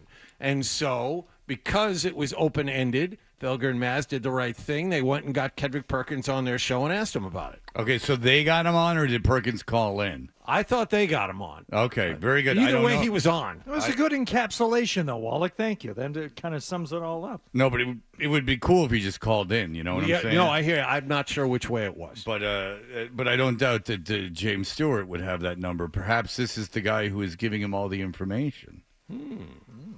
Who is the mole that gives Jay Stu's phone all the info? My phone's going off. Shut up. Jay Stu sent me a text last night randomly during the game of the Stanley Cup with the maple leaves, etched on it from the 40s or whatever. Yeah. And instead of putting assistant manager, they abbreviated it as Ass Man. And also assistant trainer is Ass Train. That's how it's listed on the cup. Yeah, there used to be a guy called Ass Train. He was a wrestler. All aboard the Ass Train. That's right, horse f***er. All right, here we go. Here is Perkins responding to what Brian Scalabrini said. Was the parade for 2008 or was it for 2024? Well, apparently they invited a lot of the old 08 champions back for the parade, and there was some word Scal seemed to imply there that you're not welcome back. So can you shed any light on that? Was Scal doing that for clicks? I don't know. Okay, well, I mean, look, at the end of the day, here's the thing. Let me say this about Scal, right? Because right now I feel like Scal is a coward, okay? Because if you go publicly to say something like that, and I reach out to you privately, at least call me back. Like, I work in the media space too. I say a lot of things on a day-to-day basis. I get a lot of calls from coaches, GMs, players. I don't duck their phone call. We have grown men conversation about what I said on air. Now, I love Brian Scalabrini, but I will tell you this. There was an article in Rolling Stone magazine, you'll recall. They featured Brian Scalabrini in Rolling Stone magazine. They're talking about how he got into media. And he said, well, it all started when I had my own show in Boston. And then he started referring to things we used to do with him on our show. Mm-hmm. Brian never had a show in Boston. I mean, Brian's show is on dumb NBA radio that no one listens to. He's been asked about what we call the Scallenge numerous times and hasn't brought up the program that helped us set it up. No, the Scallenge has had a bit of a rebirth with social media and nary a reference of, like it just happened. It's the internet's a funny place. Now, in so much, like, I understand not mentioning us, but you're right. They act like it just happened yesterday. When in reality, it was 2009 or 2010 when it happened. Oh yeah, it was over a decade ago. Yes. When the last of the good ideas were gone. Scallenge was a great idea, but that was pretty much the last one. All right, here we go. Was I the only 2008 member missing from the duck boat? No, I wasn't. That's 2024 moment. I mean, like, let those guys have their moment. Again, I love the organization. I love Wick. Would you want to be on the float if you were a 2008 champion? Why the hell would you be on the float? Scal's on the float because he's a broadcaster, but why would, like, Paul Pierce or Kevin Garnett or Ray Allen and any of those guys, if they're not with the organization, why would they be on the boat? Pierce is just around. I think that's part of it. Was Pierce on a float? Yes. Or a duck boat? Yes. He was on a duck boat? Yes. I wonder why. Like, why would you want to do that? Because I was talking to, again, I know I don't get out much, but when I was talking to Thornton, I said, when I saw him on Sunday, I said, will you be in the parade if you win? And he's like, no. He's like, no. He's like, I've been in 2 of them as a player. He's like, it's not the same. Right. And he's in the organization. Like, now it's cool for you or I. Like, I tell you again, the Bruins parade, I keep mentioning it because I do want to make it clear. It was like one of the coolest experiences of my life. And I was on a boat with me and a bunch of schmucks. But it was still very fun. But if I wouldn't want any part of that if I was on the 2018, why the hell would I want to take that? Why would they even invite him? Isn't that interesting? Like, I know why you invite Scal. Scal's on the boat with Gorman. That makes sense. But the broadcasters are part of it. Like, even Grandi, whose last game, unless he's totally insane, was that game that they won the cup, the championship. And I'm starting to lean towards insanity, John. I'm starting to think that Maniac made that moment all about himself, and he wasn't even leaving. Because it's debatable if he should have done it if he was leaving. Mm-hmm. Now it's just the actions of an insane person. I think you should have that job. I honestly do. If I was in charge, I would have gone, all right, you went over the line, you're fired. I'd rather him start spouting Nazi stuff than that. No, I'm just kidding. I would not like that. I love Steve Pagliuca. Who? He's co-owner of the Boston Celtics. I know who he is. He's the quiet one. Wick's the kind of weird one. Pags was on the duck boat with Jaylen Brown, you see. Ah. Oh, he put himself right there with Jaylen Brown. The guy sitting next to Jaylen Brown. By proxy, he's going to get the cheers. He knows which way the bread goes on the butter, or the butter goes on the bread. Cornbread Maxwell, Sean Grandi, they both great friends of mine. Oh, Sean Grandi is a great fan of his. Perhaps they have an enterprise now. Name checked by the big guy. Yep. Jeff Twist, who's been there for a long time. Great love for all those people.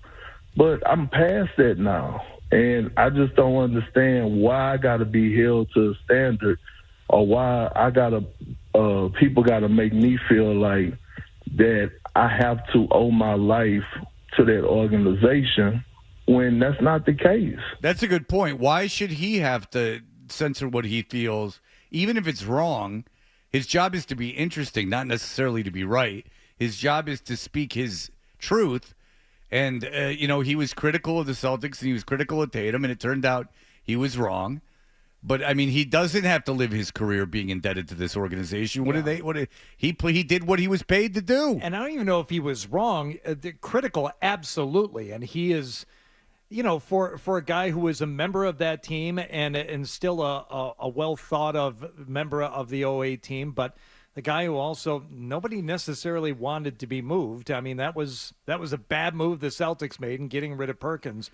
So maybe he does have a bit of an axe to grind, but the fact is he is being honest. He says things that are critical of his former team, and that's generally not how it's done. No, Ryan, go ahead. Which is why JJ Redick was terrible. Hey guys, love the show. I think the 2008 Celtics need to let it go. I mean, it's been like 100 years at this point. I mean, Paul Pierce rides that trophy into the ground. Regardless if Perk's there or not, what did Scal really do? So, well, Scal is on the float because he is the broadcaster, so that makes sense. I mean, they Sports Boston thing, right? They're honoring the broadcast. I mean, those guys are stars in their own right. Like and Grandi and Cedric deserve to be on it too because they're part of it. Yeah, you know what I'm saying? But Max didn't do it because Max was too busy making money. And again, I think that if you were on it my understanding from talking to players is that from Cedric and Sean Thornton and everyone else, that these guys are like, I already did it. I did it as a player. That meant something. This is all nonsense now. Yeah. Now, Scal also had a response to this. Oh, let me hear. Oh, he's not welcome back. He's all good, like doing the other side. I think the comments about Joe Mazzulla were out of hand. You can't call the coach of the Boston Celtics a dodo bird. Like, you just can't do that. Look, I don't know for a fact that the organization is like, nah, we don't want nothing to do with Kendrick Perkins. Anybody else from 08, anybody else from back in the day, there's old timers coming through all the time. I'm just not sure that like Jason Tatum and Joe Mazzulla and Jaylen Brown are going to love when Kendrick Perkins shows up. All right, that sounds like the initial thing. I'm not sure if that was. Yeah, so that's initially what was said. Wait a second, but I was under the impression I didn't know he called him a dodo bird. That changes everything. Yeah, if you're Missoula, you can't stand for that. I mean, in Texas, you could kill a guy for that. I mean, he went the dodo bird route. Play that again. Oh, he's not welcome back? He's all good, like doing the other side. I think the comments about Joe Mazzulla were out of hand. You can't call the coach of the Boston Celtics a dodo bird. Like, you just can't do that. Yeah, Like, I don't know. Why does he still have a job? How does he still working? Well, the FCC alone should prevent him from going on the airwaves if that's in fact what he said. Well, he's on basic cable where anything goes. Oh, that's true. I mean, you've heard That's the McAfee show. You can stand up and wear wife beaters and say whatever you want. You can have a guy who doesn't say anything. Anything goes on that show. Well, now all I want to do is hear Scal's show on the NBA Network because I mean, if you can't go so far as to say call a guy a real dodo bird, what the hell is he saying on his show?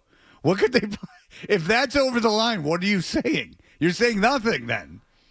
Like, you can't just go around as a commentator calling a guy a dodo bird.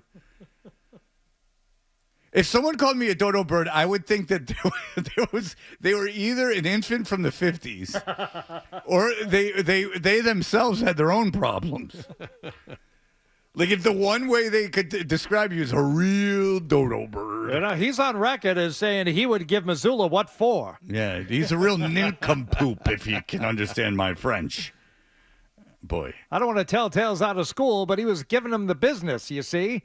Yeah, I mean, if I'm Perkins, I would rather have my job in media than be able to go back and hang out with the Celtics. I really, Paul Pierce, fine. Paul Pierce got fired from doing media, so now he can do whatever he wants. He doesn't need the job. And I love the way that Pierce got fired. But in terms of being like a Celtic and a guy who can always come back and participate in anything the Celtics are doing, yes, Paul Pierce from recent history is that guy. But anybody else in that 08 team, do they have any?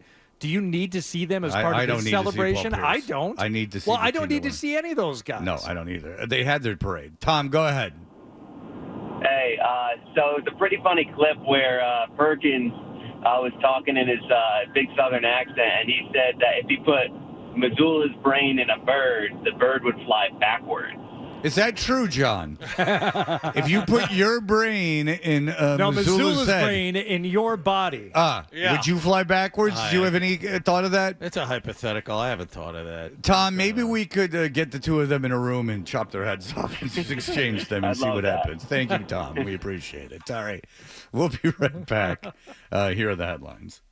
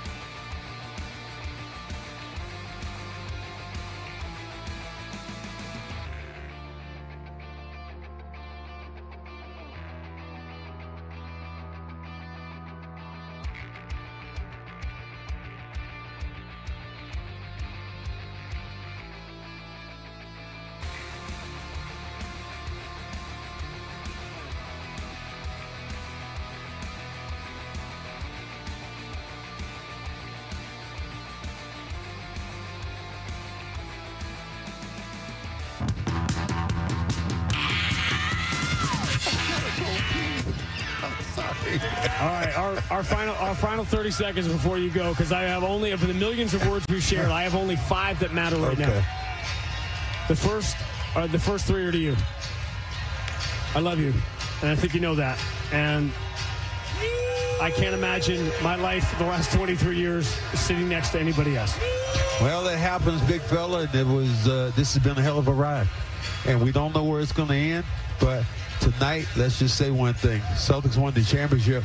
Congratulations, having your family with you today, and man, Boston Celtics. And look, this is Al Horford coming. This is Al Horford and his damn army coming. The Al Horford family. He's leading the parade. He walks out a world champion. The other 2 words I want to say are to all of you who've been with us. And those words are simply, after the millions of words we shared, they are these 2. Thank you. The 23 years I've spent with you guys has been, with the exception of being a dad, has been the honor of my life. And I wouldn't trade any of it. I recognize that being the voice of the Boston Celtics is probably the first line of my obituary one day. It has been an honor in every way, shape, and form an honor can be. All right, we're Toucher and Hardy, brought to you by FanDuel Sportsbook. Make every moment more with FanDuel. That's Sean Grandi after the Game 5, the championship game for the Celtics this year. I got an email about it. I was watching it, obviously, on television, and it said, wow, Grandi's going to retire. And then we played it, and I will take the full responsibility. I said, if it's his last game, that's the decision he made to make that call. You know, it was a great career. You know, congratulations on whatever you do next. And if it wasn't his last game, he's, and I mean this sincerely, a lunatic. He's a lunatic. That your team that you just call on the radio just won. We're making fun of the Florida guy for spazzing out. At least that's a natural emotion. Grandi thought this out and thought this is how the year is going to end about you. That's that's narcissistic to the point of psychotic. So anyway, I believe can we agree that the email that we got was probably the first time this was called into public consciousness? Well, Chad Finn, Johnny on the spot, Chatty Finn, the Chad man. Mm-hmm. Chatty?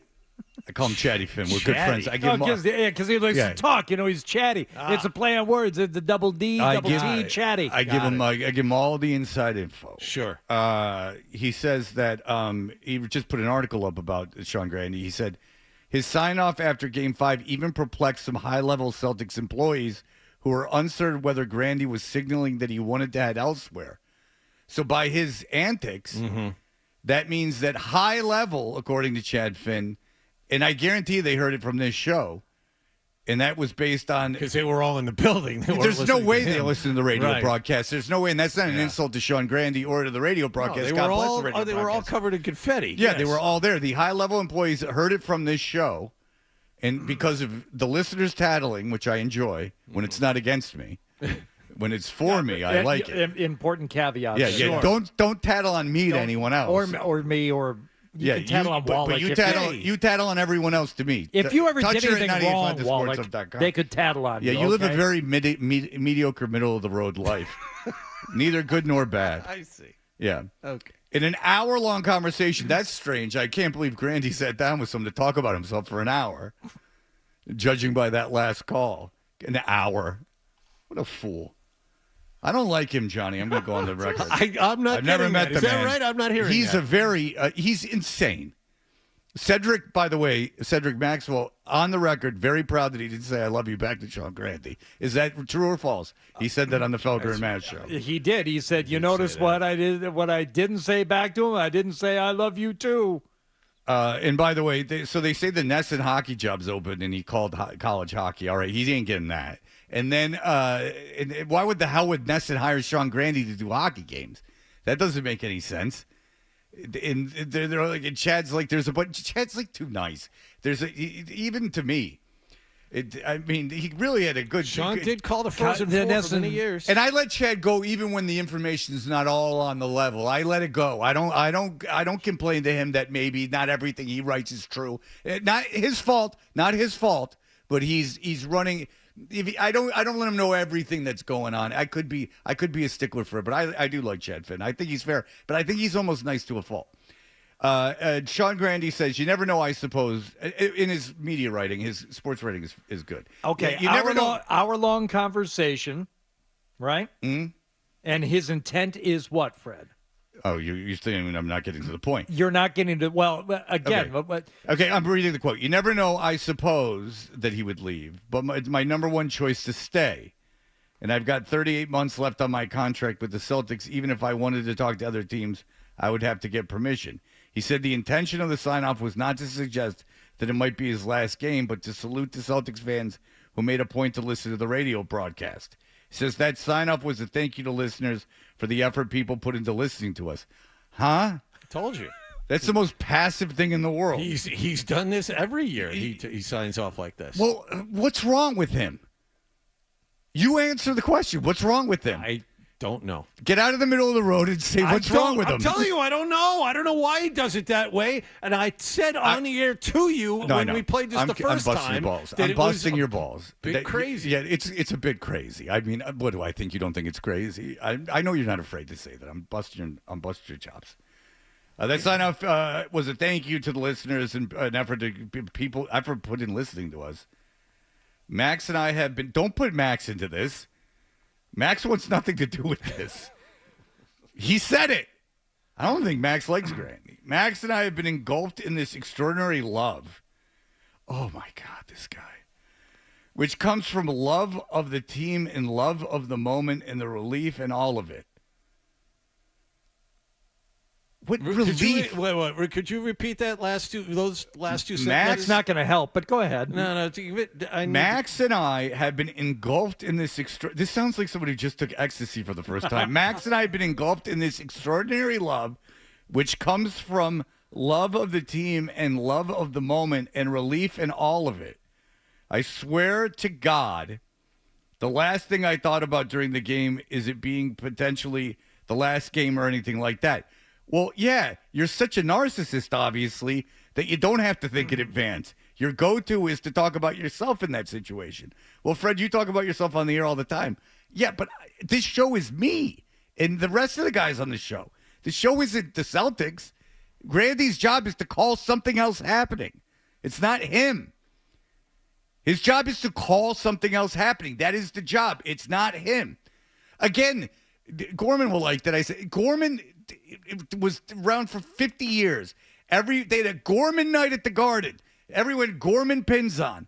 And Gorman was unsure, off air, unsure of if he should even reference it during his last broadcast. In the article, he talks about some of the things he said during his final call. He talked about meeting expectations. He said the mission demanded and the mission accomplished. He explained that. He said mission accomplished was a callback to what he said when the Celtics won in 2008, which at the time was a tribute to Meet the Press host Tim Russert pressing Defense Secretary Donald Rumsfeld for claiming mission accomplished regarding the Iraq War. Okay, he's insane. Meeting expectations came from a line from the television show West Wing. And the ghost line had been sitting there for a while, said Grandi, a reference to the legendary ones at the top of the building and the ones they have had to overcome in recent years. Yeah, and he said, did I do that? Which was a reference to Urkel in Family Matters.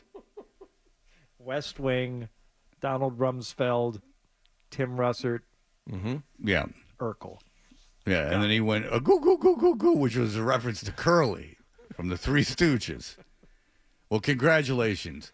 The person that's holding you up for a job is a psychopath. So you got that going for you. Hachi Machi. Oh, boy, oh, boy. All right. Well, very good. I guess he's sticking around. Yep, you guys are stuck with me. There you go. Only for 38 more months. But the key word I don't care. He's fine. He's not bad at it. But the thing that's interesting to me that Chad wrote is that high-level Celtics people were perplexed by it. Of course they were. I'm not the one that's wrong. I told you I thought about it. He's wrong, not me. I'm right for calling him out on this as a fellow broadcaster. We'll be back. Jared Carrabis. We're going to talk Red Sox, Lockhart. Your boys. We'll have that for you in just a moment. Stay tuned for more Toucher and Hart.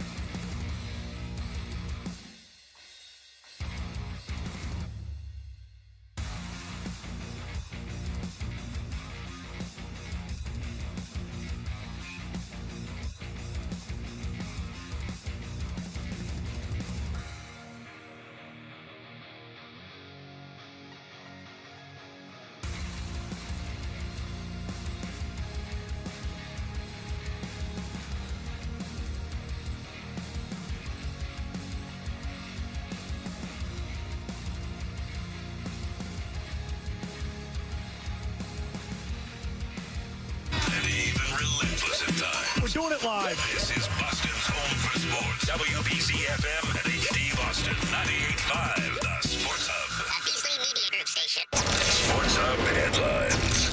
The NHL draft begins this Friday night, and for the first time since 2021, the Bruins now have a first-round pick. That's because they traded goaltender Linus Ullmark to Ottawa last night. In return, the Senators sent back the 25th overall selection this week, goaltender Jonas Korpisalo and bottom six forward Mark Kastelik. Also, the Bruins have re-signed goaltender Brandon Bussi to a one-year, two-way contract.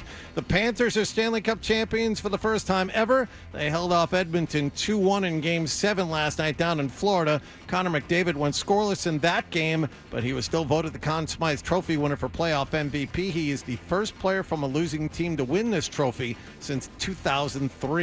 The Red Sox are down 6-2 in the bottom of the eighth inning, and they came back and won last night 7-6 over Toronto at Fenway Park.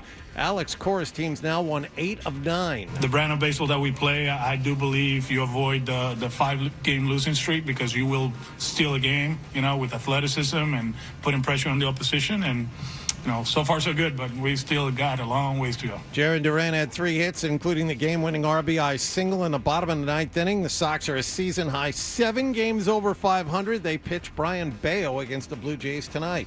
Sports Hub headlines are brought to you by LNF Electrical Services. Don't spend another summer suffering from the heat. Have a mini split system installed by LNF Electrical Services and keep your home cool in the summer and warm in the winter. Visit lfelectricalservice.com. Proudly veteran-owned and operated. That's lfelectricalservice.com. I'm John Wallach of Boston Hill for Sports, 98.5 The Sports Hub. Your next update at 9:30. You want to talk sports? We want to talk sports. Squeeze the chicken and open the mouth. It's like we were meant for each other. This is why you need us. 98.5 The Sports Hub. You're listening to Toucher and Hardy on the Sports Hub. 2-1. That's it. That's a base hit. Here comes Rafaela. Rounding. Trying to score. The throw home. He wins it. The Red Sox pull it out 7-6. They walk it off against Toronto. By FanDuel Sportsbook, make every moment more with FanDuel, and you can watch us on YouTube, which is a very good suggestion. You could make the argument, Wallach, that the Red Sox are the most exciting team in baseball. Why? They run a lot. They run a lot, and also close games. Close games. They run a lot. They have a closer that's pitching well. They are exciting to watch. Yes. And you know my contention that the stolen base, I'd much rather 9 stolen bases in game than 9 home runs. You grew up in a National League town. If you grew up in the American League town with that big wall, you waited for the home run here. If there's people running, that means there's constantly the threat of something happening, and that is exciting. That is what makes baseball exciting. Jared Carrabis hosts the Section 10 podcast. And what do you got? You got some Nesson alternate? What's going on with you and Nesson? Yeah. You tell me. Yeah. You tell me. It's called Unobstructed Views, and it is a alternate broadcast, the first of its kind for at least the regional MLB broadcast. It's me and Papelbon tonight on Nesson Plus. Okay, so on Nesson Plus, if I tune in, you and Papelbon, can you swear? I've been told I can say everything except for the F-bomb. I can say the SH word 3 times. So I'm going to be keeping count. If someone's sitting off camera, counting them up, or how does that work? Yeah, well, I would imagine someone is counting them, right? We've done 2 test shows, and I was like, I've been told that I can say the word bleep, but how many times? And they ran through the rule book, and they're like, 3 times. You can say it 3 times. I was like, all right, 3 times it is. Yeah. See, people, because the basic cable, you don't have the rules. The F-bomb rule is just a self-policing rule. That's basically, they've told South Park that. They were like, you can't say the F word. And they went, why is it illegal? And they went, well, no, it's not illegal. So they had the episode where Cartman said it something like 75 times because they just wanted to see if they could do it. Because they can. You wouldn't get the station in trouble, but they've just self-proclaimed that. They've made that rule themselves. They're self-policing, I should say. Yeah, it's more or less like you can say it. There's no rule saying that you can't say it. But if you want sponsors, then that's when you get the the 89-year-old grandma that's writing in being like, my ears, and they complain, and then the sponsors will inevitably come down on you for swearing. Well, I mean, if you're targeting 89-year-old women, that's a fool's errand. Well, no, it's not. Ask Dan Roach. I mean, he's that's just for his personal lust. That's not for any he's kind made of a money career making. out of it. Are you and Papelbon going to be in studio for this, Jared? Are you guys separate? Are you together? What's the setup like? So we'll be in Watertown, and we have like our own kind of setup. It's very casual. Like, I think not to give away too many surprises. Like, I'm equating it to the Muppets almost, where Papelbon and I will be sitting on a couch, but then for some of the episodes, not tonight, but I believe episode 2, and then I'm going to try to get them in as often as possible. I'm going to have like the guys from Section 10 kind of sitting off to the side at a separate table. So they'll be in the same room. Like, they'll be within spitting distance, but a different camera shot. So they're kind of going to be like the old guys in the balcony that'll chime in from time to time. You're talking about Tyler Milliken's cousin's cousin? Yes. Wow. That's fantastic. Tyler Milliken's cousin. Are you excited about that? About your cousin? He's got a new bit idea, by the way. Oh, he does. Good. All right. Jared, this team is surprising. This team right now, I mean, it's a very good chance of making the playoffs with the new format. And they're exciting. Kind of explain to us where you're at as the preeminent Red Sox commentator around. Yeah, so I mean, I think Wallach texted me one time when I was on with Maz, and he was like, there's no way that you can actually be positive about this team. And I wasn't at the time. I think we were talking about like pieces that we could be excited about. Mm-hmm. And I've been pretty negative this year. Like I always try to compare it to the experience of getting a tattoo, where, if you get tattooed in a certain spot in hour 1, it's not going to hurt as much as when you get tattooed in that same spot in hour number 4. So things were happening this season that were irritating me more than they would have if they hadn't finished in last place the last 2 years. So I've kind of been a little grumpy this year, but it's not without reason. I mean, they've played 500 ball pretty much up until a few weeks ago when they took that series from the Phillies. And that was really the turning point of the season, is they take 2 out of 3 from the Phillies. They take 2 out of 3 from the Yankees. They swept Toronto, and they've kind of just been going from there. Them being an exciting, interesting team is a very new development. It has been pretty boring up until then. It's been 500 baseball. They couldn't get more than a game or 2 above it. They were never more than a game or 2 below it. Alex Cora was talking last night about how the crowd last night at Fenway was one of the most energetic or the loudest crowd since 2021. And he was like, yeah, that's because we've sucked the last 2 years. Like, he acknowledged it. It's not like he's going to hide from that. So, yeah, I mean, it's been a nice few weeks, but I'm not going to sit here and say that, in April and May, I was like, no, just wait for it. They're going to click. Like, if they had stayed 500 the whole year, then that wouldn't have shocked me either. All right. So when you think about the future of the team this season, and you think about, you go, all right, what's their record like now? What's going to happen at the trade deadline? The interesting thing about the playoffs now is that there's really only 4 or 5 teams that are going to be open for business to be sellers at the trade deadline. Are you, because there's all this like heat on Henry and everything, are you expecting the Red Sox to try to win this season, basically? Are you expecting ownership to try to win this season, or do you think there could be a chance that they sell actually at the deadline? I think that they will ultimately have no choice but to add, but I don't have really any confidence that it's going to be a significant piece. Like, I don't think that they're going to be like, all right, let's bring in a stud that's making a lot of money and really put all of our chips in. And I don't think it's going to be that, but I think Breslow is going to get creative and be like, all right, we can find a piece here, a piece there that's going to be cost efficient. I don't think it's going to be some blockbuster deal to bring in Fernando Tatis Jr. or something like that. But they could add a starting pitcher. They could shore up some defensive pieces. But yeah, I'm not expecting them to blow anyone out of the water, but I'm also not expecting them to mail it in. Like, I think that that's what Red Sox fans are afraid of and that's probably one of the biggest reasons why Chaim Bloom's not here anymore is because he didn't have conviction at the trade deadline. It's like, pick a direction. Are we buying? Are we selling? Are we doing both? All right, well then why? Why are we doing both? That doesn't make any sense. So I think Breslow is going to at least have conviction. He's going to say, yes, we're buying, but no, I'm not expecting a major piece. Is Kenley Jansen going to be on this team at the end of this season? And has your opinion changed in the last 2 weeks?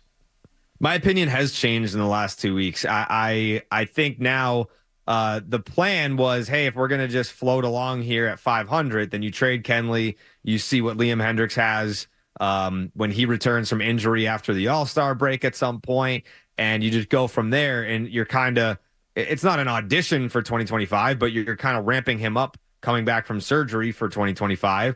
And now, you're playing really good baseball right now. You are in sole possession of the 6th wild card spot or the 3rd wild card spot, 6th seed. I don't think if this continues, I don't think that you can trade Kenley Jansen. Like, what message would that send to a fan base that we were told back when the Mookie Betts trade happened? Like, hey, this is just like the start of the process, and we're gonna get back to a point where we are this kind of what Theo Epstein talked about. We're a drafting developmental machine. And it's like, well, this machine sucks. Like, yeah, this brand of baseball has been awful. Mm-hmm. They came up for air in 2021. Like, that was really exciting, but 2020 was awful. 22, 23 and pretty much up until 3 weeks ago of this season, it's not been fun. So you finally get something going here. I think it would be crazy to trade your closer at that point. What do you think the plan is for this team in the next year or two? Is it to bring up the kids and sign them to long-term contracts, or is it to finally go back into free agency and spend big? I think it's a little bit of both. The way that they've kind of like paraded around their top prospects kind of said to me, like winter weekend, like, I can't remember a time where they included prospects as a part of that. It was always like, here's our major league roster full of star players. And now it's almost like the top prospects, their names carry similar to or more weight than some of the guys on the big league roster. Sure. So I was just like, all right, if they're doing that, then they're not going to trade these guys. So they're going to be a part of the future if they're trying to introduce them to the fans now. But I think from what I've heard, I haven't talked to John Henry since 2 winter weekends ago. From people that the whispers are that, he will spend when he believes that the team is worth spending on. And I don't think that he believes this team is worth spending on. So it's just a matter of like, how close are they to that point where he believes that they're worth being invested in? All right. So you're closer to the organization than any of us. Do you believe that Henry's disinterested in the team? Yeah. You do think he's disinterested? He's not as excited about it as he was back in the day? Yeah. I think Cora has talked about this publicly, saying, like, they want to win. And I think both can be true. Like, it's not like he wants to lose. I don't think that he's sabotaging the Red Sox. I believe that John Henry wants to win another World Series. But do I believe that he's more excited and interested in other endeavors? Yeah. Like, if you were to power rank his interests right now, are the Red Sox in the number one? No. Like, I think we can all say that without even hearing from him, that it's a no. But then there were those reports where he was going to like the MLB owners meetings and being like, oh, you guys got to get in on PGA. Like, I think he's a businessman. And that's hard to hear as a Red Sox fan, because I think we as a fan base deserve better. I think if you're going to own a marquee franchise like the Boston Red Sox, you have, like, that has to be your baby. And for a long time, it was John Henry's baby. But now he has many babies, and I don't think that we're the favorite anymore. And that's been a tough pill to swallow. And it's not something where you have to like look at yourself in the mirror and be like, all right, like, I'm the oldest child. Like, the baby needs more attention, and I just have to be mature about it and grow up. Like, no, I don't think that that's how we should look at this. Like, it should be, hey, we are the Boston Red Sox, and whoever is steering the ship, this has to be your top priority. Like, this has to be your number one asset in your portfolio. All right, I have a question. Do you think that he would be this would be more of a priority for him if he felt like he was more loved in town? For instance, when he bought the team, he fantasized when he bought the team, if I bring these guys a World Series, I'll be like forever loved. Like they'll name buildings after me, they'll name the town after me. And when it happened, he wins a few championships, and the next thing you know, he hasn't bought the love of the people of Boston. Do you think that might have something to do with his lack of interest, or is it just he loves money and business challenges? I think it's a chicken or the egg type situation. Like, do we not like you because you're not invested, or are you not invested because we don't like you? I think it's up until the Mookie Betts trade, like that was the pivot point for him, right? Like I think after 2018, everyone was like, man, I lived during a time where I thought I was never going to see one, and now I've seen four. And now we're at the point, which is crazy to me, like Tyler Milliken has no recollection, or no memory of 2004. Which, I don't feel old, but that makes me feel old. Well, you look younger than him, so that's got to help. He does look like he's in his mid-40s. That's for sure. He certainly does. Yeah, he's not aging terrific, but I think, up until 2018, the approval rating of this ownership group was very high. Like, I know that he can be a little bit strange. Like, he's an unconventional cat, but I don't think anyone was like, get this guy out of town, sell the team. It was right up until Mookie Betts got traded to the Dodgers, and after that, it was like, okay, I'm hoping you guys have a plan in your back pocket here. Like, that's a pretty bold move to not keep your franchise player, who you could make the case was like the second best player next to Ted Williams in franchise history. That's the guy that you just traded in his prime. So what's the plan? And here we are. I mean, it's been 5 years later, and we're not in any better position now than we were at the time of the trade. And he keeps adding to the portfolio. And, at that winter weekend a couple of years ago, when I was up on stage with TC and John Henry was there, and we didn't know up until like last minute that he was going to be there. Like, he made some comments where you're just like, oh, I don't know that I would have said that publicly. Like he said, baseball players are expensive. It's like, well, yeah, dude, like you're a multi-billionaire. You own the Boston Red Sox. Like, what are you talking about? Yeah. Like, if the players are expensive, then it's like, all right, then get out, like. I do think it's interesting, though, that, you could probably have some expectation of getting an extended, pass for after winning 4 World Series championships since you took ownership of the team. But after 18, maybe the honeymoon was shorter than certainly after 04 and 07 and 13, to the point where you said, you know what, it doesn't even matter. I'm just going to run this like a business because I'm not getting the love. I'm not getting this great emotional reward. I mean, he was pissed off enough to come into Felger and Maz and defend himself. I mean, he was earlier. Yeah, but that was much. No, much that's earlier. what I'm saying. Yeah. That was when the approval rating was still high. That was when they were winning. And also, Jared, he's not doing this in a vacuum. It's not like John Henry is pulling the trigger on all these decisions. Yes, he has ultimate say, but he's got plenty of people who are co-signing on some of these moves, Mookie Betts included. Sure, and we're also not that far removed from John Henry giving Rafael Devers $300+ million. Right. Like, it's not like he has completely abandoned spending loads of money. It's just the consistency is not there, and I think. Obviously, the reporters have noticed that he's just not around. He's not available. And maybe that's a good thing, because I feel like every time that he does speak publicly and comments on things, it never comes across well. So if I were him, I would probably be like, yeah, man, I give up. Like, I'm not doing the media stuff anymore. That's probably better for everybody involved. But the sentiment seems to be that when the Red Sox are in a position to go for it, that he will go for it. And there have been plenty of examples, because now it's a pretty large sample size of his ownership of the Boston Red Sox.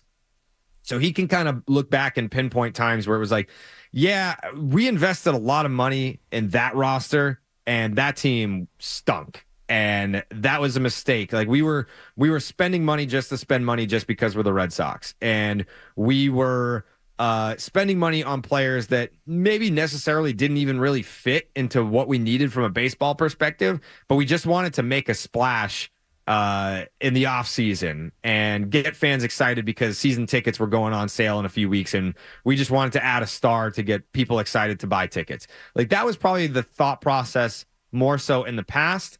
And if you are a smart businessman like John Henry, you're probably looking at these other organizations, and which is why, you know, we got tied up in the whole Tampa Bay Rays mindset, where everyone's like, oh, we brought in Heim to be the Tampa Bay Red Sox. He was probably seeing these other teams win more with less money invested. But that's not, I mean, how many World Series have the Rays won? 0. I mean, I'm pretty sure every year that the Red Sox won the World Series here, they were, if not number 1, then in the top 3 in payroll. So, like, that's how you've done it. The Tampa Bay model is not going to work for everybody. The way that you, the Boston Red Sox, have done it is by spending.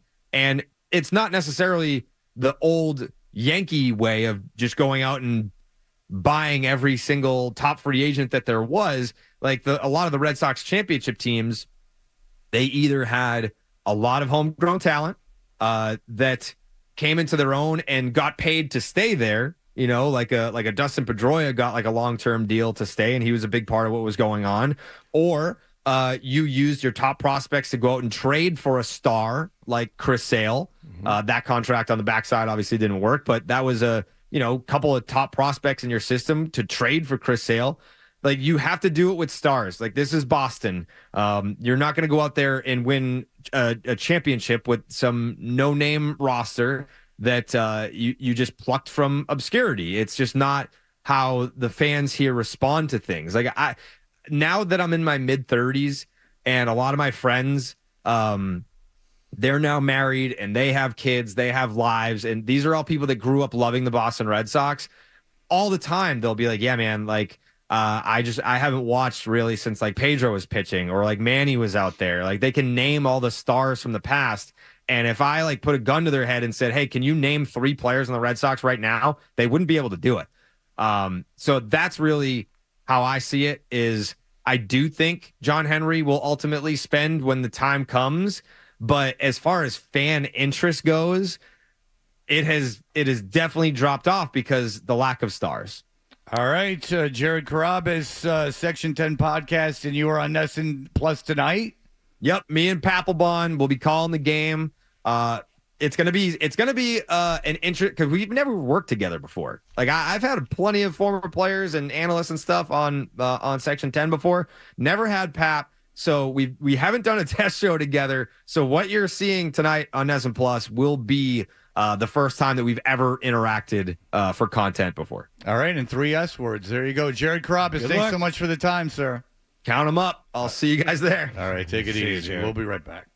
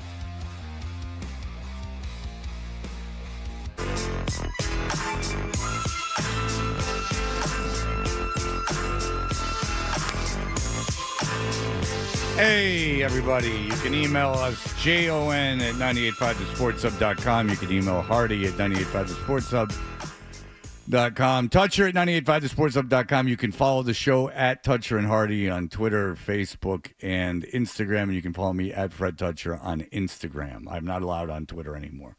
Not because they kicked me off, but because you're not allowing yourself on Twitter. No, anymore. I couldn't handle it. It was bad things. It was happening. it was too much for me. DK says, or D says, whatever happened to LeBron's penis? Well, time happened to LeBron's penis. If you'll recall, LeBron one time during a game pulled his pants down, and on television you could see part of his penis. Oh yeah, I remember it. Which got me thinking, what if LeBron's penis was desperate to talk? And I came in that morning and I said, you know what would be, what I've had a vision. I said, I have a vision of a talking LeBron James penis. And the next thing you know, we have a talking LeBron James penis. Yeah. And I got this. These are the emails that I live for, and Scott's very good at sending them. Gary Tanguay is going to fill in for this political talk show on WBZ News Radio 1030 at 8 p.m. next week. Now, I don't mean to steal from Joe's listeners, but I don't know who's on vacation and who's here, but there has to be some taping of this. I mean, because they just handed us our summer programming. If Gary yeah, you know who's a real knucklehead is this Trump. All right, here's new book idea. Rocky Suarez wanted hush money and wanted it on the quick. So what'd she do? She seduced the president. How? Showing half a nipple. Now Rocky had a cut-off leg to deal with. He was she was a cop. A cop's cop. He had a tripod. I'm talking hog. At the very least, this could take her mind off of her pain for a few hours. You remember we were talking about the Eagles tour, and I said the Eagles were the people that set these crazy prices, and then a guy called in and he said, what are you talking about, the Hell Freezes Over tour? I got tickets for $130. I go, you're a jackass. Next thing you know, the guy was right. Nick says, Freddie T, you were thinking the Eagles tour from the mid-2000s. That's the one where the ticket prices were in the thousands. So, again, I just read that because we were both right. Someone says, Hardy and Kendra escape room. If they both lose, they need to do an escape room. If you don't know Hardy and Kendra, Hardy's already he talks about it nonstop. He can't wait. Kendra and Hardy. I'm really part of me hopes that you forget about it. I won't. It's because it's the most I get emailed about. It's the thing I get emailed the most. Okay, so you got this email too. That said Hardy hates the new culture. I didn't read it. Yeah, okay. but it just came in. All right, this is hot off the presses. All right, so earlier this morning. He said 80% of under 30s believe they can go viral and be a millionaire. So this is from some headline, right? Now, the emailer goes on to say there are hundreds of thousands of wannabe influencers. What Hardy doesn't appreciate is that Kendra is modern-day grinding, even though it's not the right way, quote-unquote, as he did in his late 20s. The bit won't be funny if he is really mean. Teasing and tearing his hair out would be fantastic, though. And to prevent that, he should simultaneously respect her hustling while despising the TikTok fake modern world, as we all should. Well, that's why I thought it would be funny if you are with her while she tapes the TikTok, because you don't hate Kendra. In fact, Kendra would not be on the show if you did not like her. Yeah, that's so. Because Hardy, I'm not gonna. It's a collective effort. I'm not. I don't sit there and everyone goes, we don't like Kendra, and I go, I'm putting my foot down. We've all agreed to keep Kendra on the show. That was everything was discussed when Hardy joined the show. Every part of it. I'm not dumb enough to think I know everything. But I act like it on the air. But that's kind of the why I agree with the email in that. That's what's funny about it to me, is that if you do she does the Instagram reel thing, that's everything you hate. You hate that whole Instagram culture, and I love it. But you hate it. And you, by taking her to a hardware store, did you get the email from the guy who's like, I can't believe you guys are talking box stores? He's like, I own a hardware store. I emailed him back. Oh, hell yeah, you did. And do you want me to read what I wrote to the guy? Yeah, sure. Just read his email and then your response. Okay. You better believe Hardy got back to this guy. Like 2 minutes later. Being during the first break. Being an employee.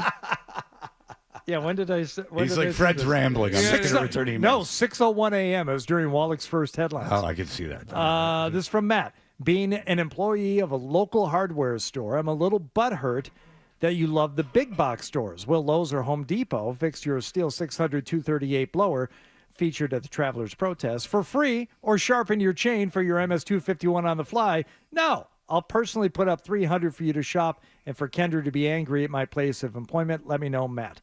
I emailed him back. I said, you're absolutely right, Matt. I've had to dumb down the conversation for the half-man Fred and say things like Home Depot so he knows what's going on. But rest assured, I choose to visit and give my money to, and I name-checked 2 stores, the True Value in Stoughton, Rocky's Ace Hardware in Canton. I used to go to the Ace in What's Roslindale. Ace Hardware? Yeah, see, he doesn't even, What? he doesn't even know what True I'm talking Value. I know, I know what I'm talking about. What are these? And what is hardware? I do love Matt, just so you know. And he didn't let me know which one he worked at. I'd like to know. Yeah, he doesn't. Smaller hardware stores. The one in Rossi that was right at the end of like Metropolitan Ave in Washington. The one you robbed. It was the like the smallest shop, but they had a basement. And anything you went in there and asked for, it's like, I need some flashing for the underside of my deck. We're getting some rain dripping down. And I goes, be right back. And he would disappear down these stairs.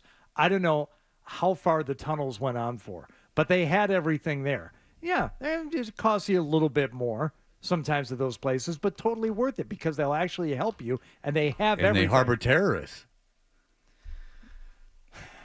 That's Harbor Freight. That's a different type of store. No. You're saying that they have underground tunnels, and I know the danger of underground that's what tunnels. I meant. That's what I meant. Yeah. So, Matt, let me know which one you work at. But you understand why a Home Depot or Lowe's would be funnier is because there's way more... Bigger spaces. Yeah, there's way more lot stuff. more stuff to go to. Like he can get more esoteric with his things that he is looking at. He can get a little bit more crazy. Yeah, Hardy, I think you need more selection to really be wrapped up in the experience. Okay, whatever. I don't know where it's. I have nothing to do with this. I don't want to do this. I'm not securing any gift cards. I'm not doing anything because I don't want to do it.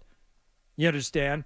But yeah, I'll go to Home Depot. I'll go to Lowe's. I like the small hardware stores too.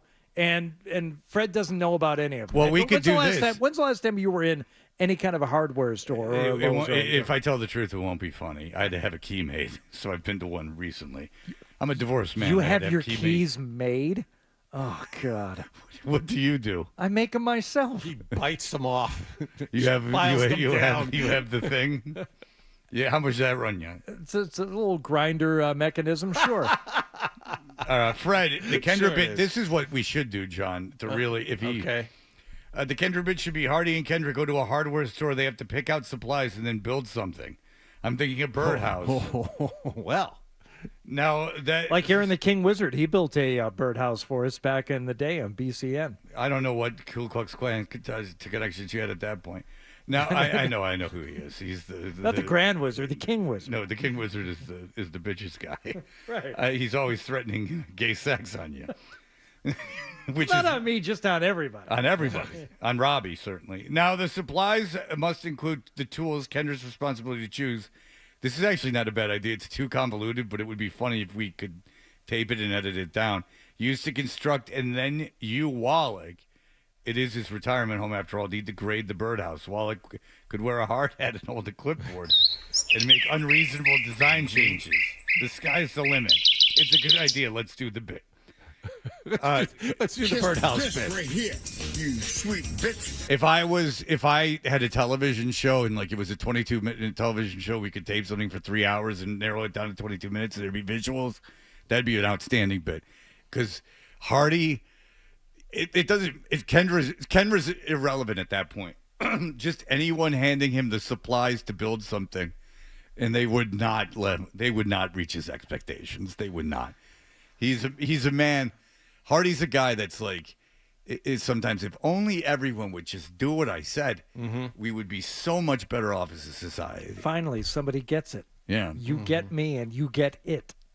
All the world's a stage, and I'm the director, the producer, and the star. You know, I'm the Tommy Cruise of this joint. You're just a bunch of stuntmen here for my enjoyment. You're just a bunch of fluffers. Train, all right. No, I'm not doing the rest of that. How long was the segment with Robbie that Robbie did with him? This was not for the show, like the one that he did that's on Instagram. Say it's a minute and a half long. Yeah. How many gay threats does he make that he's going to do? You sweet bitch. He makes maybe 100 gay threats in a 90-second span. He's like throwing 2 out of second. To strangers who have done nothing to offend him. No. You're a train, all right. 9 motherfuckers against your ass like a sweet bitch. Yeah, they're constant threats of gay sex. It's really disturbing. It's a very focused. Yeah, like you could if he did stand up, it would. I don't think he'd go over. He's really threatening assault, is what it is. No. It's Yeah, nothing amorous. Oh no. It's not gay sex in like a loving gay sex. No, it's a forced gay sex. He's threatening that. It's a very specific, unruly kind. It's actually nothing that I'd want if I was gay. It's quite troubling. Yeah. All right, we'll be right back. Someone died. Yeah, they did. And you should feel bad because that happened. But I could say whatever I want about this guy and not get any heat. So I'll just let it go. What's the point if we're not going to get it? It's a little backlash. We'll be right back in just a moment. Here are the headlines. Sports Hub headlines. The Bruins yesterday were finally able to...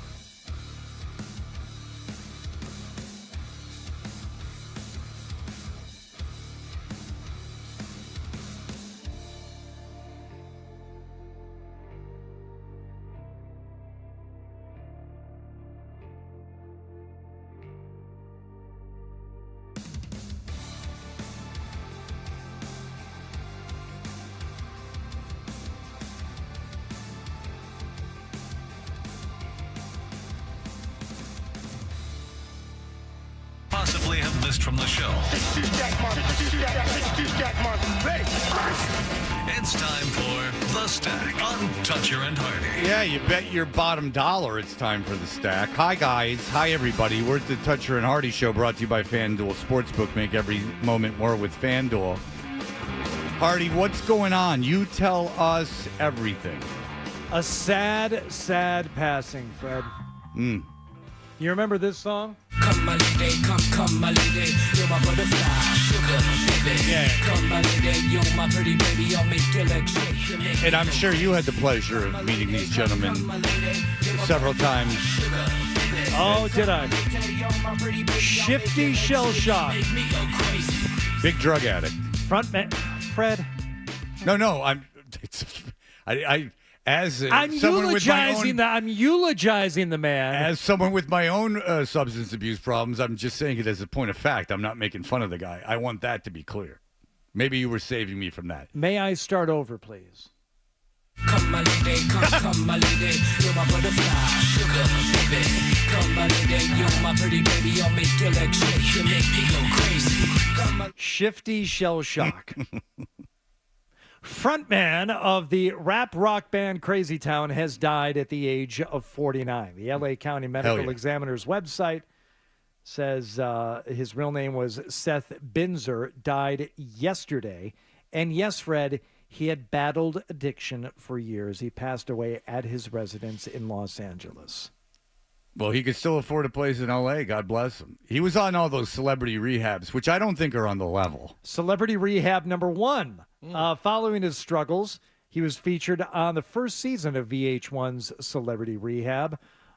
He was in a sober state, but brought along a couple of Red Stripe beers to rehab, which were quickly confiscated. And he told Dr. Drew that he was motivated to achieve sobriety and admitted that cocaine would be the toughest drug for him to avoid. Well, you got to assume that that wasn't set up by the show, because any drug addict would definitely try to smuggle in two things that would have literally no effect on them. If I was addicted to drugs, I could put quite a bit of cocaine, much easier to hide, and much more effective, I would imagine, in small dosage, than 2 Red Stripe beers. Well, how would 24 ounces of fluid. How would you smuggle in the cocaine? Well, how did I do it, or how would I do it now? In theory. I did it by putting it up my nose. There you go. No, I'm just kidding. I've never done cocaine. Did you know that? Yes. I've never done cocaine. So he graduated from treatment, but he did. They gave him the diploma and everything. But lo and behold, he showed up at the end of Celebrity Rehab 2. Unannounced, he just showed up. Yeah. Where Dr. Drew and Shifty Shellshock's sponsor got him out of a hotel room where he'd been using, and then he went back to treatment.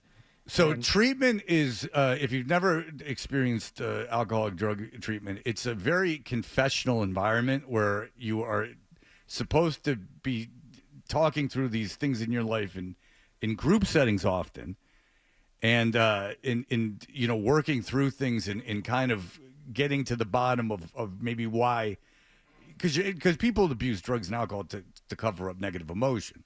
So you're trying to go, why do I have this negative emotion? Or why is it bothering me so much? Because everyone has it. I would imagine, Hardy, cameras in the documentation of this process, not the best way to go about it. And I would challenge the sincerity of the effort altogether. Well, he was also on Sober House 1, and to the annoyance of Dr. Drew, he treated his relapse like a game and sent everyone coded videos on his MySpace about his current locations. Which, again, was not set up by the production team. Yeah. You do know how asinine sneaking in 2 beers to a drug rehab facility is. Because 2 beers are going to do nothing. It might do something to like a 12-year-old that's never drank before, but I'm going to risk everything to bring in 2 beers when I have this horrible chemical problem. I don't think that I'm going to call into question the reality of any of this. Well, rest in peace, Shifty Shellshock. Would you like to rest in power, Mr. Shellshock? Did you ever have the pleasure of interviewing the man? Yeah, back in Las Vegas. Yeah. I interviewed him in Atlanta. How'd it go? Couple times. How did it go? Oh, I remember it word for word.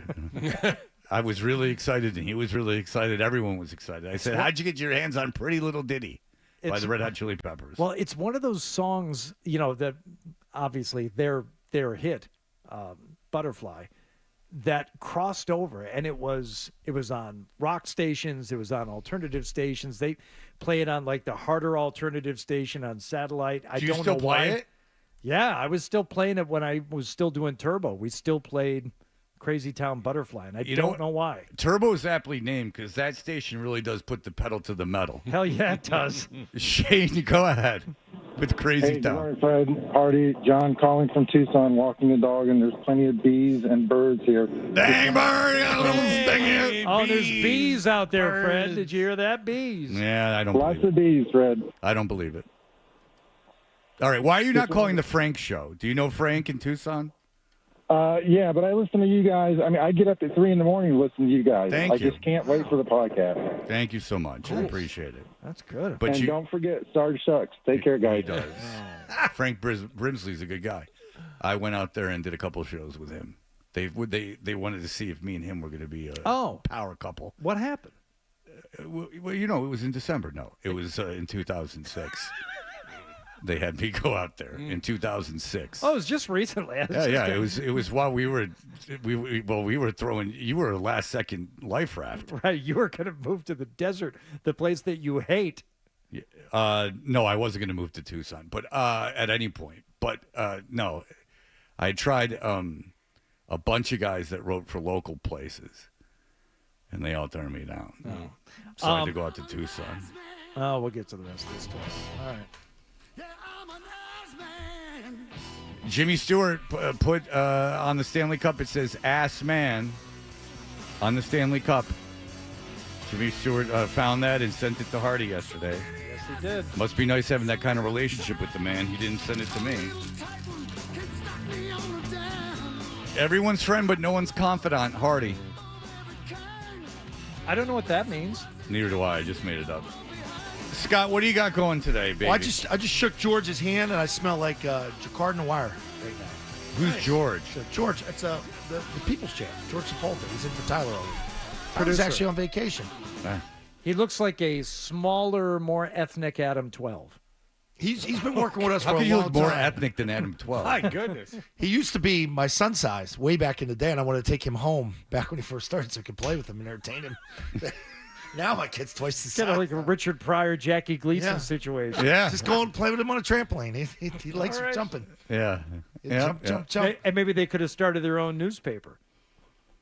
What do we call it? What was the name? Oh, I believe it was called The Toy. Was the name of the God, that's publication. right in the movie. Oh, Named that's after the right. movie. Yeah, the father had made his bones in publishing, correct? Yeah, U.S. Bates. That's U.S., not U.S. Yeah, that was a bad movie in every way, shape, or form. That just got played a lot, so we all were forced to We watch it. all watched it a because we lot. had nothing else to do. Biggest Richard Pryor fans. Yeah, That's stir crazy. I mean, I'll tell you what, Richard Pryor really shown as an actor. If you want to encapsulate, he his and career. Gene Wilder together were so freaking funny. I love Gene Wilder. Yeah. And by the way, the guy from The Bear is not Gene Wilder's grandson. I thought he was. Yeah, that was Hardy just being a. So you guys got to the idiot. bottom of the Grandi stuff? He's staying? He going? He's a lunatic. you know he's staying, and he's a lunatic, and you know it too. I mean, he's a maniac. I like how Chad Finn's Those like, play-by-play guys, they're different, man. Yeah, Chad Finn talked to him for an hour. How many words do you think Chad Finn said in that conversation? Zero. Just Hello. great. Hello. Hello, goodbye. All right. Well, I'm aware of the talk around town about yours truly. Okay, I don't even know the guy, and I dislike him. All right, that'll do it for us. Everyone have a what? I don't like him. Do you? That'll do it for us. Everyone have a great. Sean. Oh, you know him. All right. Well, I don't. Maybe he's a great guy. I highly doubt it, but maybe. What do you think, Wallach? I think he's a great guy. John said off the air that Grandi has always been good to him. Yes. He said he's heard other people not like him, but he said that Grandi's always been good to him. All right. That'll do it for us. Everyone have a great